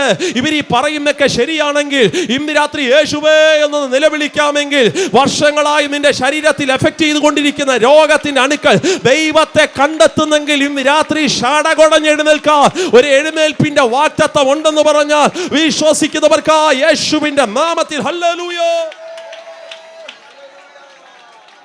എന്റെ ഹൃദയത്തിന്റെ വേദനയിൽ ഇന്ന് രാത്രി ഞാൻ ചോദിക്കുക, മമ്മിമാരെ, ഈ ദേശത്തിലെ സഹോദരങ്ങൾ, നമ്മുടെ സഹോദരങ്ങൾ തന്നെ, എൻ്റെ പപ്പമാരോട് എൻ്റെ ഹൃദയം തുറന്നുള്ള ചോദ്യമാണ്, മമ്മിമാരോട്. ആമേൻ, സ്തോത്രം. രാവിലെ എഴുന്നേറ്റ് വരുമ്പോൾ ഒരു നല്ല ബെഡ് കോഫി കുടിച്ച് ആരംഭിക്കേണ്ട ദിവസം, കഴിഞ്ഞ കുറേ മാസങ്ങളായി നീ ഉറക്കം എഴുന്നേറ്റ് കണ്ണ് തിരുമ്മി വരുന്നത് തൈറോയിഡിന്റെ ടാബ്ലറ്റ് തപ്പിക്കൊണ്ടല്ലേ? ഇന്ന് രാത്രി ദൈവത്തോട് പറ, എൻ്റെ ശരീരം പിശാചിനുള്ളതല്ല, എൻ്റെ ശരീരം രോഗത്തിനുള്ളതല്ല, എൻ്റെ ശരീരത്തിനകത്തുനിന്ന് ഒരു എഴുന്നേൽപ്പിന്റെ വാഗ്ദത്തം ഇന്ന് രാത്രി സ്വർഗത്തിലെ ദൈവം തരുമെന്ന് പറഞ്ഞാൽ ആ കണ്ണിനകത്ത്, ആ കാതിനകത്ത്, ആ വെയിൻസ് ിനകത്ത് ദൈവത്തിന്റെ ശക്തി ഇന്ന് രാത്രി ചലിക്കും. കാരണം ഇതിനകത്ത് അങ്ങനെ ഒരു പ്രസൻസ് ചലിക്കുന്നുണ്ട്. അത് അനുഭവിക്കുന്നവർക്ക് യേശുവിന്റെ നാമത്തിൽ മരുന്നിനേക്കാൾ ഫലിക്കുന്നത്, വൈദ്യശാസ്ത്രത്തെക്കാൾ ഫലിക്കുന്നത് ദൈവത്തിന്റെ കരം ഇന്ന് രാത്രി എഴുന്നേൽപ്പിന്റെ മഹത്വമായി വെളിപ്പെട്ടു വരും. അവിനായ് സ്തോത്രം. ആമേൻ, സ്തോത്രം. ആകയാൽ ദൈവത്തെ അന്വേഷിക്കുന്നവന്റെ ഒന്നാമത്തെ എഴുന്നേൽപ്പ് മാനസാന്തരത്തിനുള്ള എഴുന്നേൽപ്പ്. ശൗലോട് പറയുന്നു, യു ഗെറ്റ് എ പ്രൈസ്, നീ ഒന്ന് എഴുന്നേൽക്ക് ശൗലേ, നിനക്കൊരു മാനസാന്തരം ആവശ്യമാണ്. ആകയാൽ ദൈവത്തെ അന്വേഷിക്കുന്നവന്റെ രണ്ടാമത്തെ എഴുന്നേൽപ്പ് അവന്റെ ശരീരത്തിന്റെ രോഗങ്ങളെ കുടഞ്ഞു കളഞ്ഞിട്ട് എഴുന്നേൽക്കാനുള്ള എഴുന്നേൽപ്പ്. എന്നാൽ ദൈവത്തെ അന്വേഷിക്കുന്നവന്റെ മൂന്നാമത്തെ എഴുന്നേൽപ്പ് നിങ്ങൾ കേൾക്കണം. അതേ 9-ാമത്തെ അധ്യായം 40-ാമത്തെ വാക്യത്തിൽ മൂന്നാമത്തെ എഴുന്നേൽപ്പ് നിങ്ങൾക്ക് കാണാൻ കഴിയും. 9-ന്റെ 40-ാമത്തെ വാക്യം, പത്രോസ് അവരെയൊക്കെയും പുറത്തിറക്കി മുട്ടുകുത്തി പ്രാർത്ഥിച്ചു. അടിവരയിട്ടോണം കേട്ടോ ഈ പദങ്ങളെല്ലാം. പത്രോസ് അവരെയൊക്കെയും പുറത്തിറക്കി. 9-40 പത്രോസ് അവരെയൊക്കെയും പുറത്തിറക്കി മുട്ടുകുത്തി പ്രാർത്ഥിച്ചു. അടുത്തത് ശവത്തിന്റെ നേരെ തിരിഞ്ഞു. അടുത്ത പദം തബീതായേ എഴുന്നേൽക്കുക. 9-ാമത്തെ അധ്യായത്തിലെ 3-ാമത്തെ എഴുന്നേൽപ്പ്, ഒരു മനുഷ്യന്റെ മരണത്തിൽ നിന്ന് അവനൊരു എഴുന്നേൽപ്പുണ്ടെന്നുള്ള, യേശുവിനെ കണ്ടെത്തുന്നവന്, ദൈവത്തെ കണ്ടെത്തുന്നവന്റെ 3-ാമത്തെ എഴുന്നേൽപ്പ് ഇന്ന് രാത്രി ചെവി തുറന്ന് കേൾക്ക് ദേശമേ. 6 അടി മണ്ണിന് നിന്നെ ഒതുക്കാൻ പറ്റത്തില്ല. മരണത്തെ ജയിച്ച് കല്ലറകളെ പൊട്ടിച്ച് വാഗ്ദത്തത്തിന്റെ 3-ാമത്തെ ദിവസം ഉയർത്തെഴുന്നേറ്റ നാഥനെ നീ ഒന്ന് അന്വേഷിച്ചാൽ നിനക്കും മരണത്തിൽ നിന്നൊരു എഴുന്നേൽപ്പുണ്ട്. അതുകൊണ്ടല്ലേ പൗലോസ് പറയുന്നത്, യേശുവിനെ മരിച്ചവരിൽ നിന്ന് ഉയർപ്പിച്ചവന്റെ ആത്മാവ് നിങ്ങളിൽ വസിക്കുന്നെങ്കിൽ, ക്രിസ്തുയേശുവിനെ മരണത്തിൽ നിന്ന് ഉയർപ്പിച്ചവൻ നിങ്ങളിൽ വസിക്കുന്ന തന്റെ ആത്മാവിനെ കൊണ്ട് നിങ്ങളുടെ മർത്യ ശരീരങ്ങളെ ജീവിപ്പിക്കും. അതും യേശുവിനെ കണ്ടെത്തിയവൻ 6 അടി മണ്ണിനകത്ത് ഒതുങ്ങത്തില്ല. അവൻ ഭൂമിക്കുള്ളവനല്ല, അവൻ ലോകത്തിനുള്ളവനല്ല, അവൻ മരണത്തെ ഒരു ഉയർപ്പിന്റെ വാഗ്ദത്തത്തിലേക്ക് കയറും. വിശ്വസിക്കുന്നവർ കരമുയർത്തി ശക്തിയോടെ പറഞ്ഞ് ഹല്ലേലൂയ. മരണത്തിന് ശേഷമുള്ള എഴുന്നേൽപ്പുമായി ബന്ധപ്പെട്ട് ലോകത്തിനകത്ത് പല വിശ്വാസങ്ങളാണുള്ളത്. ഇനി പറയുന്ന പദങ്ങളൊക്കെ കുറേയും കൂടെ ഗൗരവമുള്ളതാണ്. സ്തോത്രം. വളരെ ശാന്തമായിട്ടത് പറഞ്ഞെങ്കിലേ മനസ്സിലാക്കുകയുള്ളൂ. മരണത്തിന് ശേഷമുള്ള എഴുന്നേൽപ്പുമായി ബന്ധപ്പെട്ട് ലോകത്തിനകത്ത് വ്യത്യസ്തമായ അഭിപ്രായങ്ങളുള്ളത്. ഒന്നിനെയും പേരെടുത്ത് പറയാൻ ഞാൻ ആഗ്രഹിക്കുന്നില്ല. അതെനിക്ക് മാനുഷിക തലത്തിൽ ഇഷ്ടമില്ല. കാരണം നമ്മൾ മറ്റൊന്നിനെയും കുറ്റം പറയാനല്ല നിൽക്കുന്നത്, നമ്മുടേത് ശരിയെന്ന് പറയാൻ മാത്രമാണ്. ഒരു സ്തോത്രം പറഞ്ഞേ. എങ്കിലും മനസ്സിലാക്കുന്ന ഭാഷയിൽ ഞാനിങ്ങനെ പല വാക്കുകൾ ഹൈഡ് ചെയ്ത് പിടിച്ചുകൊണ്ട് മനസ്സിലാക്കുന്ന ഭാഷയിൽ ഇങ്ങനെ പറയാം. ഭാരതത്തിനകത്ത് പ്രധാനമായും 6 മതങ്ങളാണുള്ളത്. ഭാരതത്തിൽ പ്രധാനമായും 6 അല്ല, അതിൽ കൂടുതലുണ്ട്. എന്നാൽ പ്രധാനമായും 6 മതങ്ങളാണുള്ളത്. അതിനകത്ത് 1-ാമത്തെ മതം വിശ്വസിക്കുന്നത് മരണത്തിന് ശേഷം ഒരു ജീവിതമുണ്ട്. അല്ല, ഈ 6 മതങ്ങളും പഠിപ്പിക്കുന്നു മരണത്തിന് ശേഷം ഒരു ജീവിതമുണ്ട്. എന്നാൽ 1-ാമത്തെ മതം പഠിപ്പിക്കുന്ന മരണത്തിന് ശേഷമുള്ള ജീവിതത്തെ അവർ വിളിക്കുന്ന പേര് പുനർജനനം എന്നാണ്. മരിച്ചവന്റെ ആത്മാവ് പഞ്ചഭൂതങ്ങളിലേക്ക് പോകും. പഞ്ചഭൂതങ്ങൾ: അഗ്നി, ജലം, ആകാശം, വായു, ഭൂമി. സ്തോത്രം. മരിച്ചവന്റെ ആത്മാവ് ഈ പഞ്ചഭൂതങ്ങളിലേക്ക് പോകും. വർഷങ്ങൾക്ക് ശേഷം അത് രൂപാന്തരപ്പെടും. പക്ഷെ മനുഷ്യനായി തന്നെ പിറക്കണമെന്ന് നിർബന്ധമൊന്നുമില്ല. അത് നാൽക്കാലിയായി, ഇടജാതിയായി, പറവജാതിയായിട്ടൊക്കെ ജനിക്കും എന്ന് പഠിപ്പിക്കുന്ന വിശ്വാസക്രമമാണ് പുനർജനനം എന്ന് പറയുന്നത്. സ്തോത്രം. കൊട്ടാരക്കര അധികം വികസനം എത്താത്ത കാലഘട്ടം. ആ കാലഘട്ടത്തിനകത്ത് അതിലെ റോഡിലൂടെ ഏറ്റവും കൂടുതൽ പോകുന്നത് ബസ്സൊന്നുമല്ല, പകരം ഏറ്റവും കൂടുതൽ പോകുന്നത് കാളവണ്ടിയൊക്കെയാണ്. അങ്ങനെ ഒരു കാലഘട്ടം കൊട്ടാരക്കരയ്ക്ക് ഉണ്ടായിരുന്നു, എല്ലായിടത്തും ഉണ്ടായിരുന്നു. സ്തോത്രം. വികസനം എത്താത്ത കാലഘട്ടത്തിനകത്ത് കാളവണ്ടി ഓടിച്ചുകൊണ്ടൊരു മനുഷ്യൻ പോകുമ്പോൾ, നമ്മുടെ ദൈവദാസൻ ശുശ്രൂഷ കഴിഞ്ഞ് കൊട്ടാരക്കര ടൗണിൽ ബസ് സ്റ്റാൻഡിൽ വന്ന് നിൽക്കുമ്പോൾ ഈ കാളവണ്ടി ഉരുട്ടിക്കൊണ്ട് പോകുന്ന ആമേൻ സ്തോത്രം അത് കണ്ടുകൊണ്ടിരിക്കുന്ന യാത്രക്കാരിൽ ആരോ ഒരാൾ ഇങ്ങനെ പറഞ്ഞു, കണ്ടോ കണ്ടോ കണ്ടോ കണ്ടോ, എന്തോ വലിയ പാപം ചെയ്തു ആര്, കാള എന്ന്. കഴിഞ്ഞ ജന്മത്തിൽ സ്തോത്രം. അതുകൊണ്ടാണ് ഈ പ്രാവശ്യം പുള്ളി കാളയായിട്ട് എന്ത് ചെയ്തേ, ജനിച്ചു. കണ്ടോ അടികൊള്ളുന്നത് കണ്ടോ, യജമാനൻ അടികൊള്ളുന്നത് കണ്ടോ. കഴിഞ്ഞ ജന്മത്തിൽ ഈ മനുഷ്യൻ എന്തോ പാപം ചെയ്തു, അതുകൊണ്ട് ഈ പ്രാവശ്യത്തെ ജന്മത്തിൽ പുള്ളി കാളയായിട്ട് ജനിച്ചു. ആ പഠിപ്പീര് തെറ്റൊന്നുമല്ല, അതൊക്കെ അവരുടെ വിശ്വാസം അനുസരിച്ചുള്ള പഠിപ്പീരാണ്, അത് വിമർശിക്കാനല്ലല്ലോ നമ്മൾ നിൽക്കുന്നത്. പക്ഷേ ആ പഠിപ്പീരിന് അവർ വിട്ടിരിക്കുന്ന പേരാണ്, മരണത്തിന് ശേഷമുള്ള ജീവിതത്തിന് അവരിട്ടിരിക്കുന്ന പേരാണ് പുനർജനനം എന്ന് പറയുന്നത്. എന്നാൽ ഭാരതക്കരയിലെ രണ്ടാമത്തെ മതം പഠിപ്പിക്കുന്നത് മരണത്തിന് ശേഷം ഒരു ജീവിതമുണ്ട്. ആ ജീവിതത്തെക്കുറിച്ച് അവർ പ്രധാനമായും പഠിപ്പിക്കുന്നത് മരിച്ചവൻ്റെ ആത്മാവ് ജന്നയിലേക്ക് പോകും. അതെവിടാ, അത് ഇമ്പങ്ങളുടെ പരദീസം, നമ്മുടെ ഭാഷയിൽ പറഞ്ഞാൽ ഹെവൻ, സ്വർഗത്തിലേക്ക് പോകും. എന്നിട്ട് അവിടെ സൽസബീൽ എന്ന് പറയുന്ന ഒരു നദി ഒഴുകുന്നുണ്ട്. ഒന്ന് പേര് പറയാമോ? സൽസബീൽ എന്ന് പറഞ്ഞേ. സൂസു എന്നല്ല, ഉറക്കെ പറഞ്ഞേ. അന്യഭാഷയൊന്നുമല്ല കേട്ടോ, കയറ്റിയൊന്നും പറയരുത്. സൽസബീൽ സ്വർഗത്തിൽ ഒഴുകുന്ന ഒരു നദിയാണ്. അവരുടെ വിശ്വാസപ്രകാരമാണ്. ബൈബിളിലൊന്നും എവിടെ പാസ്റ്റേ സൽസബീൽ ബൈബിളിനകത്ത് അതൊന്നും തപ്പരുത്, കിട്ടത്തില്ല. അവരുടെ പഠിപ്പീര. സൽസബീൽ എന്ന് പറയുന്ന ഒരു നദി ഇങ്ങനെ ഒഴുകുകയാണ്. അവിടെ പാലും തേനും ഒക്കെ ഒഴുകുന്നുണ്ട്. അപ്പോൾ മരിച്ചവൻ്റെ ആത്മാവ് സ്വസ്ഥതയോടെ അവിടെ ചെന്ന് സൽസബീൽ നദീതീരത്തിനകത്ത് ഈ പാലും തേനുമൊക്കെ ഇങ്ങനെ കോരി കുടിക്കുമ്പോൾ അവൻ്റെ അടുക്കൽ ഹൂറികൾ വന്ന് നിൽക്കും. ഹൂറികൾ എന്ന് പറഞ്ഞാൽ പേടിക്കേണ്ട, നമ്മുടെ ഭാഷയിൽ പറഞ്ഞാൽ ഏഞ്ചൽസ്, മാലാകമാർ വന്ന് നിൽക്കും. ഹൂറികൾ വന്ന് നിൽക്കും. ആ കൂട്ടത്തിൽ ഒരു ഹൂറിയെ ഇഷ്ടപ്പെട്ടാൽ ഈ മരിച്ചവൻ്റെ ആത്മാവിന് ആ ഹൂറിയെ കല്യാണം കഴിച്ച് സ്വർഗത്ത് താമസിക്കാം എന്ന് പഠിപ്പിക്കുന്ന ഒരു പഠിപ്പീരുണ്ട്. അത് പറഞ്ഞപ്പോൾ മുഖത്തൊരു സന്തോഷമൊക്കെ വന്നല്ലേ. പക്ഷെ നമുക്കതില്ല. ഒരു സ്തോത്രം പറഞ്ഞേ. സ്തോത്രം. ആ കാര്യത്തിൽ തീരുമാനമായി ഇല്ല, നമുക്കതില്ല. സ്തോത്രം. ഇത് വിശ്വാസത്തിൻ്റെ രണ്ടാമത്തെ പഠിപ്പീരാണ്. ആ മതത്തിൻ്റെ പേരുകളൊന്നും ഞാൻ എടുത്തു പറയുന്നില്ല, ഇത് രണ്ടാമത്തെ പഠിപ്പീരാണ്. അവൻ മരിച്ചവന് ആത്മാവ് അവിടെ പോയി സ്വർഗത്തിങ്ങനെ ഹൂറിയൊക്കെ കല്യാണം കഴിച്ച് താമസിക്കാം എന്ന് പഠിപ്പിക്കുന്ന പഠിപ്പീര്. എന്നാൽ മൂന്നാമത് പേര് ഞാൻ എടുത്തു പറയാം, കാരണം അത് ഭാരതക്കരയിൽ അധികം ഇല്ലാത്ത ഒരു മതമാണ്, അല്ലെങ്കിൽ വിശ്വാസമാണ്, പാർസികളുടെ വിശ്വാസം. മരിച്ചവൻ്റെ ശവശരീരം അവർ കഴുകന്മാർക്ക് തിന്നാൻ ഇട്ട് കൊടുക്കും. കഴുകന്മാർ ഇങ്ങനെ വന്ന് കൊത്തിപ്പറിച്ചതിന് ശേഷം അസ്ഥികൾ അവശേഷിക്കുമ്പോൾ ഇതൊരു പ്രത്യേക താഴ്വരയ്ക്കകത്ത് കൊണ്ടുവന്ന് അവർ നിക്ഷേപിച്ചതിന് ശേഷം വർഷങ്ങൾ കഴിയുമ്പോൾ ഈ അസ്ഥികൾ രൂപാന്തരപ്പെടാൻ തുടങ്ങും. ആ മാംസം വരും, ശ്വാസം വരും, കണ്ണ് വരും, മൂക്ക് വരും, നാക്ക് വരും. എന്നിട്ട് ഇത് തൻ്റെ പൂർവ്വപിതാവായി വീണ്ടും ജനിക്കും എന്ന് പഠിപ്പിക്കുന്ന ഒരു വിശ്വാസക്രമം ഉണ്ട്. അതാണ് മൂന്നാമത്തെ പഠിപ്പിൻ്റെ വിശ്വാസം. എന്നാൽ നാലാമത്തെ മതത്തിൻ്റെ വിശ്വാസം, പാസ്റ്റർ, മരിച്ചവൻ്റെ ആത്മാവ് സ്വർഗത്ത് പോകട്ടെ, നരകത്തിൽ പോകട്ടെ, ഒരു പ്രശ്നവും ഇല്ല. അതെന്താ നരകത്തിൽ പോയ പ്രശ്നമില്ലാത്തത്? പറയാം. പ്രത്യേക ചില ചൊല്ലുകളും പ്രത്യേക ചില പ്രാർത്ഥനാക്രമങ്ങളും ഒക്കെ നടത്തി നമുക്ക് ഈ നരകത്തിലുള്ള ആത്മാവിനെ സ്വർഗത്തിലേക്ക് കൊണ്ടുപോകാൻ പറ്റും എന്ന് പഠിപ്പിക്കുന്ന ഒരു നാലാമത്തെ മതത്തിൻ്റെ വിശ്വാസം നമ്മുടെ കൊച്ചു ഭാരതത്തിനകത്തുണ്ട്. സ്തോത്രം. ഞങ്ങളുടെ കൂട്ടത്തിനകത്ത് ഒരു മാനിയ സഹോദരി അടുത്ത് സുവിശേഷം പറയാൻ വേണ്ടി ചെന്നപ്പോൾ എത്ര പ്രസംഗിച്ചിട്ടും എത്ര സുവിശേഷം പറഞ്ഞിട്ടും ആൻറ്റിക്ക് ഒരു ഗുരുവുമില്ല. അവസാനം ഞാൻ പറഞ്ഞു, എൻ്റെ പൊന്നാൻറ്റി ജീവനോടിരിക്കുന്ന കാലത്ത് കർത്താവിനെ കണ്ടെത്തി രക്ഷിക്കപ്പെട്ട് സ്നാനപ്പെട്ട് നരകത്തിൽ പോകും ആൻറ്റിക്ക് എന്നിട്ടും കുലുക്കുമില്ല. ഞാൻ പറഞ്ഞു, ആൻറ്റി നരകത്തിൽ പോവും, ടൂറിന് പോകുന്നല്ല പറഞ്ഞ, നരകത്തിൽ പോവും. സ്തോത്രം. ആൻറ്റി പറഞ്ഞു, നരകത്തിൽ പോയ പ്രശ്നമൊന്നുമില്ല പാസ്റ്റേ. ഞാൻ ചോദിച്ചു, അതെന്നാ? ഞാൻ അവിടെ ചെന്നാലും ഞങ്ങളുടെ രക്തബന്ധങ്ങൾ പ്രത്യേക ചൊല്ലും പ്രാർത്ഥനയൊക്കെ നടത്തി എന്നെ സ്വർഗത്തിൽ എന്ത് ചെയ്തോളും, കൊണ്ടുവന്ന് എത്തിച്ചോളും. അതൊരു പഠിപ്പീരാണ്. അതാണ് നാലാമത്തെ വിശ്വാസത്തിൻ്റെ മതപഠിപ്പീരെന്ന് പറയുന്നത്. എന്നാൽ ഈ കൂട്ടത്തിൽ നമ്മൾ ഈ ചങ്ക കയറി പ്രസംഗിക്കുന്ന യേശുവിൻ്റെ മരണത്തിന് ശേഷമുള്ള ഉയർപ്പ്, യേശു പഠിപ്പിച്ച മരണത്തിന് ശേഷമുള്ള ഉയർപ്പിന് എന്താ ഭാഷ ഇത്ര പ്രത്യേകത? നിങ്ങൾ തന്നെയല്ലേ പറഞ്ഞത് ഭാരതത്തിൽ ആറ് മതങ്ങളുണ്ട്, 6 മതങ്ങൾക്കും മരണത്തിന് ശേഷം ജീവിതമുണ്ട്. എന്നാൽ ആ കൂട്ടത്തിൽ നിങ്ങളുടെ വിശ്വാസത്തിന് മാത്രം എന്താ ഇത്ര ശക്തി എന്ന് ചോദിച്ചാൽ, നമ്മുടെ വിശ്വാസത്തിൻ്റെ ആധാരം ഒരു ഇതിഹാസമല്ല. ഒരു സ്വത്രം പറഞ്ഞേ. അല്ല, ഒരു അമ്മൂമ്മ കഥയല്ല, ഒരു കെട്ടുകഥയല്ല. പകരം അത് തെളിയിക്കപ്പെട്ടൊരു ചരിത്ര സത്യമാണ്. റോമൻ ഭരണകൂടത്തിന്റെ മുദ്രയെ പൊട്ടിച്ച് വാഗ്ദത്തത്തിന്റെ 3-ാമത്തെ ദിവസം കാവൽക്കാർ മാറി മാറി നിന്നിട്ടും അവൻ ഉയർത്തെഴുന്നേറ്റ് പുറത്തു വന്നെങ്കിൽ ഇന്ന് രാത്രി ദേശമേ പാലസ്തീന്റെ പച്ചമണ്ണിനകത്ത് സകല കല്ലറകളും അടയപ്പെട്ട് കിടക്കുമ്പോൾ അവിടെ ഒരു കല്ലറയുടെ മുമ്പിൽ മാത്രം എഴുതി വെച്ചിരിക്കുക, അവൻ ഇവിടെ ഇല്ല, അവൻ ഉയർത്തെഴുന്നേറ്റു. അത് തെളിയിക്കപ്പെട്ടൊരു ചരിത്ര സത്യമാ. അതിന് നമ്മൾ പഠിപ്പിക്കുന്ന പേര് കേൾക്കണമേ, അത് പുനരുത്ഥാനമല്ല സഹോദരങ്ങളെ. നമ്മൾ പഠിപ്പിച്ച പുനർജനനമല്ല. നമ്മൾ പഠിപ്പിക്കുന്ന വിശ്വാസത്തിന്റെ മരണത്തിന് ശേഷമുള്ള ജീവിതത്തിന് നമ്മൾ പഠിപ്പിക്കുന്നത് പുനർജനനം എന്നല്ല, അതിന്റെ പേര് പുനരുത്ഥാനം എന്നാണ്. കരമൊന്ന് ഉയർത്തി ഹല്ലേലൂയ. ഇവിടെ പത്രോസ് പറയുക, നിനക്ക് ഇനിയൊരു എഴുന്നേൽപ്പ് ആവശ്യമാണ്. പപിതായെ, നീ ഒന്ന് എഴുന്നേൽക്കാൻ വേണ്ടി പറയുക. ഇത് മരണത്തിന് ശേഷമുള്ള ഉയർപ്പാണ്.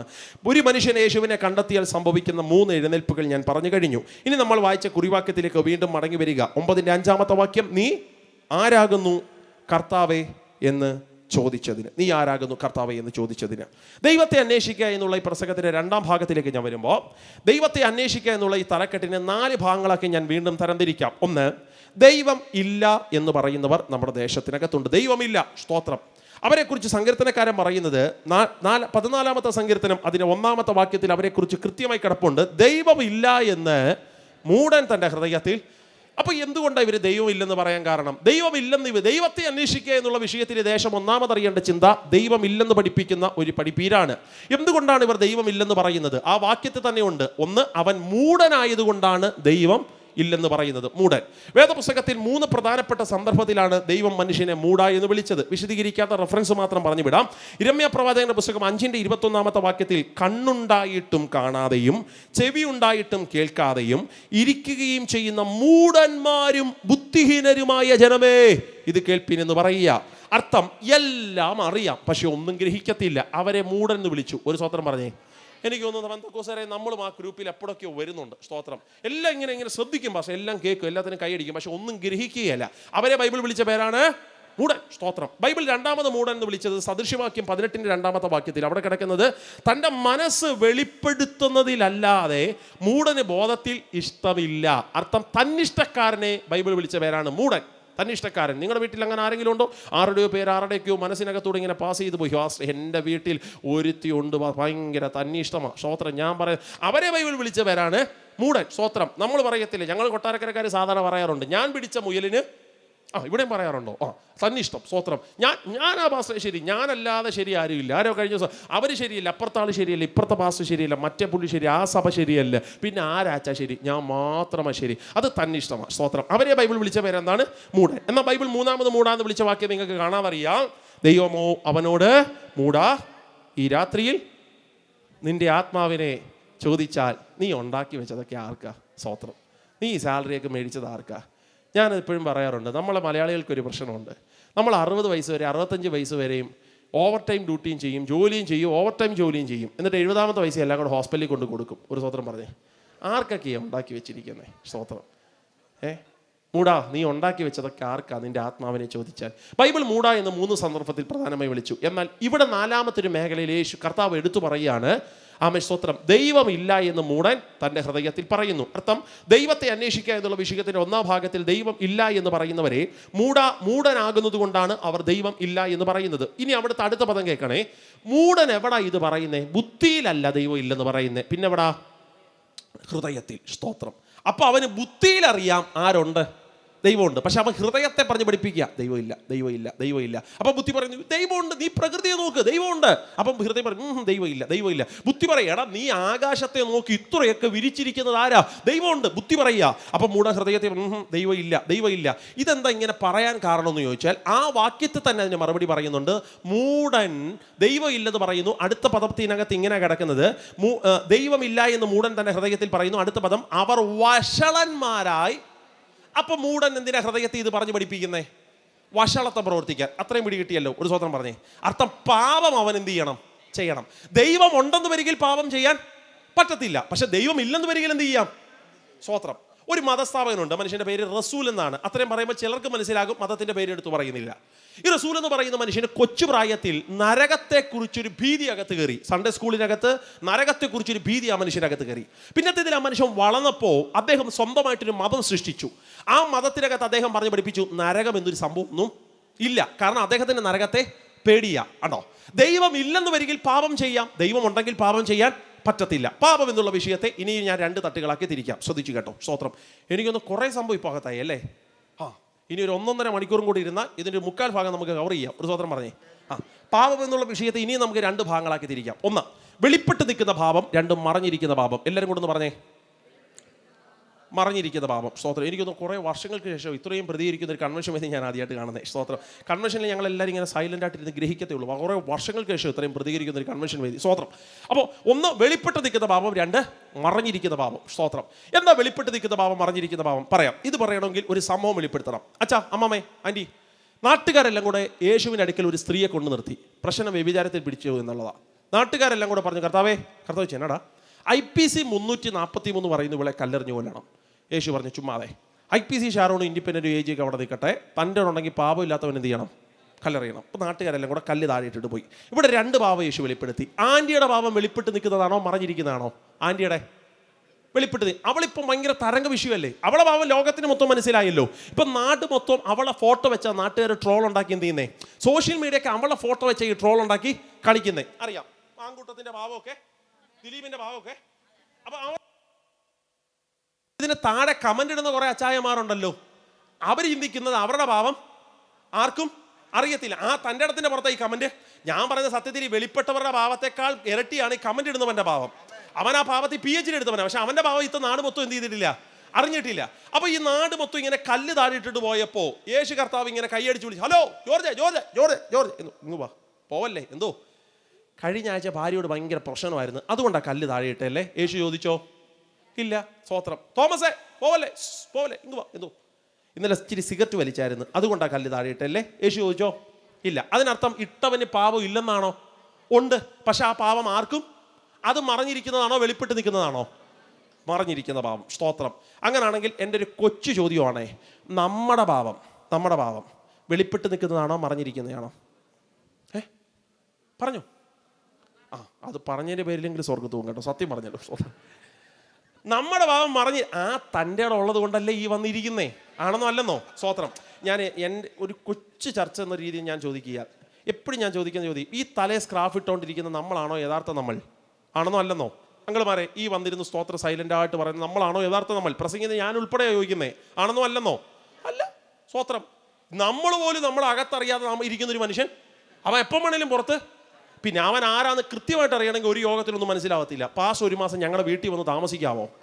ഞങ്ങൾ ആരാന്ന് കൃത്യമായിട്ട് ഉണ്ടോ? നമ്മൾ പോലും അറിയാതെ നമ്മുടെ അകത്തിരിക്കുന്നൊരു മനുഷ്യൻ ഉണ്ട്, അവൻ പ്രശ്നക്കാരനാ. സ്തോത്രം. അത് മറഞ്ഞിരിക്കുന്നത്, ഹൈഡ് ചെയ്ത് കിടക്കുന്നതാ. സ്തോത്രം. ഇത് പകൽമാന്യത കളിക്കുന്ന ആരെങ്കിലും ഈ ദേശത്തിനകത്തുണ്ടെങ്കിൽ, സ്തോത്രം, പകലിൻ്റെ അന്തരീക്ഷത്തിൽ നീ പകൽമാനിനാ.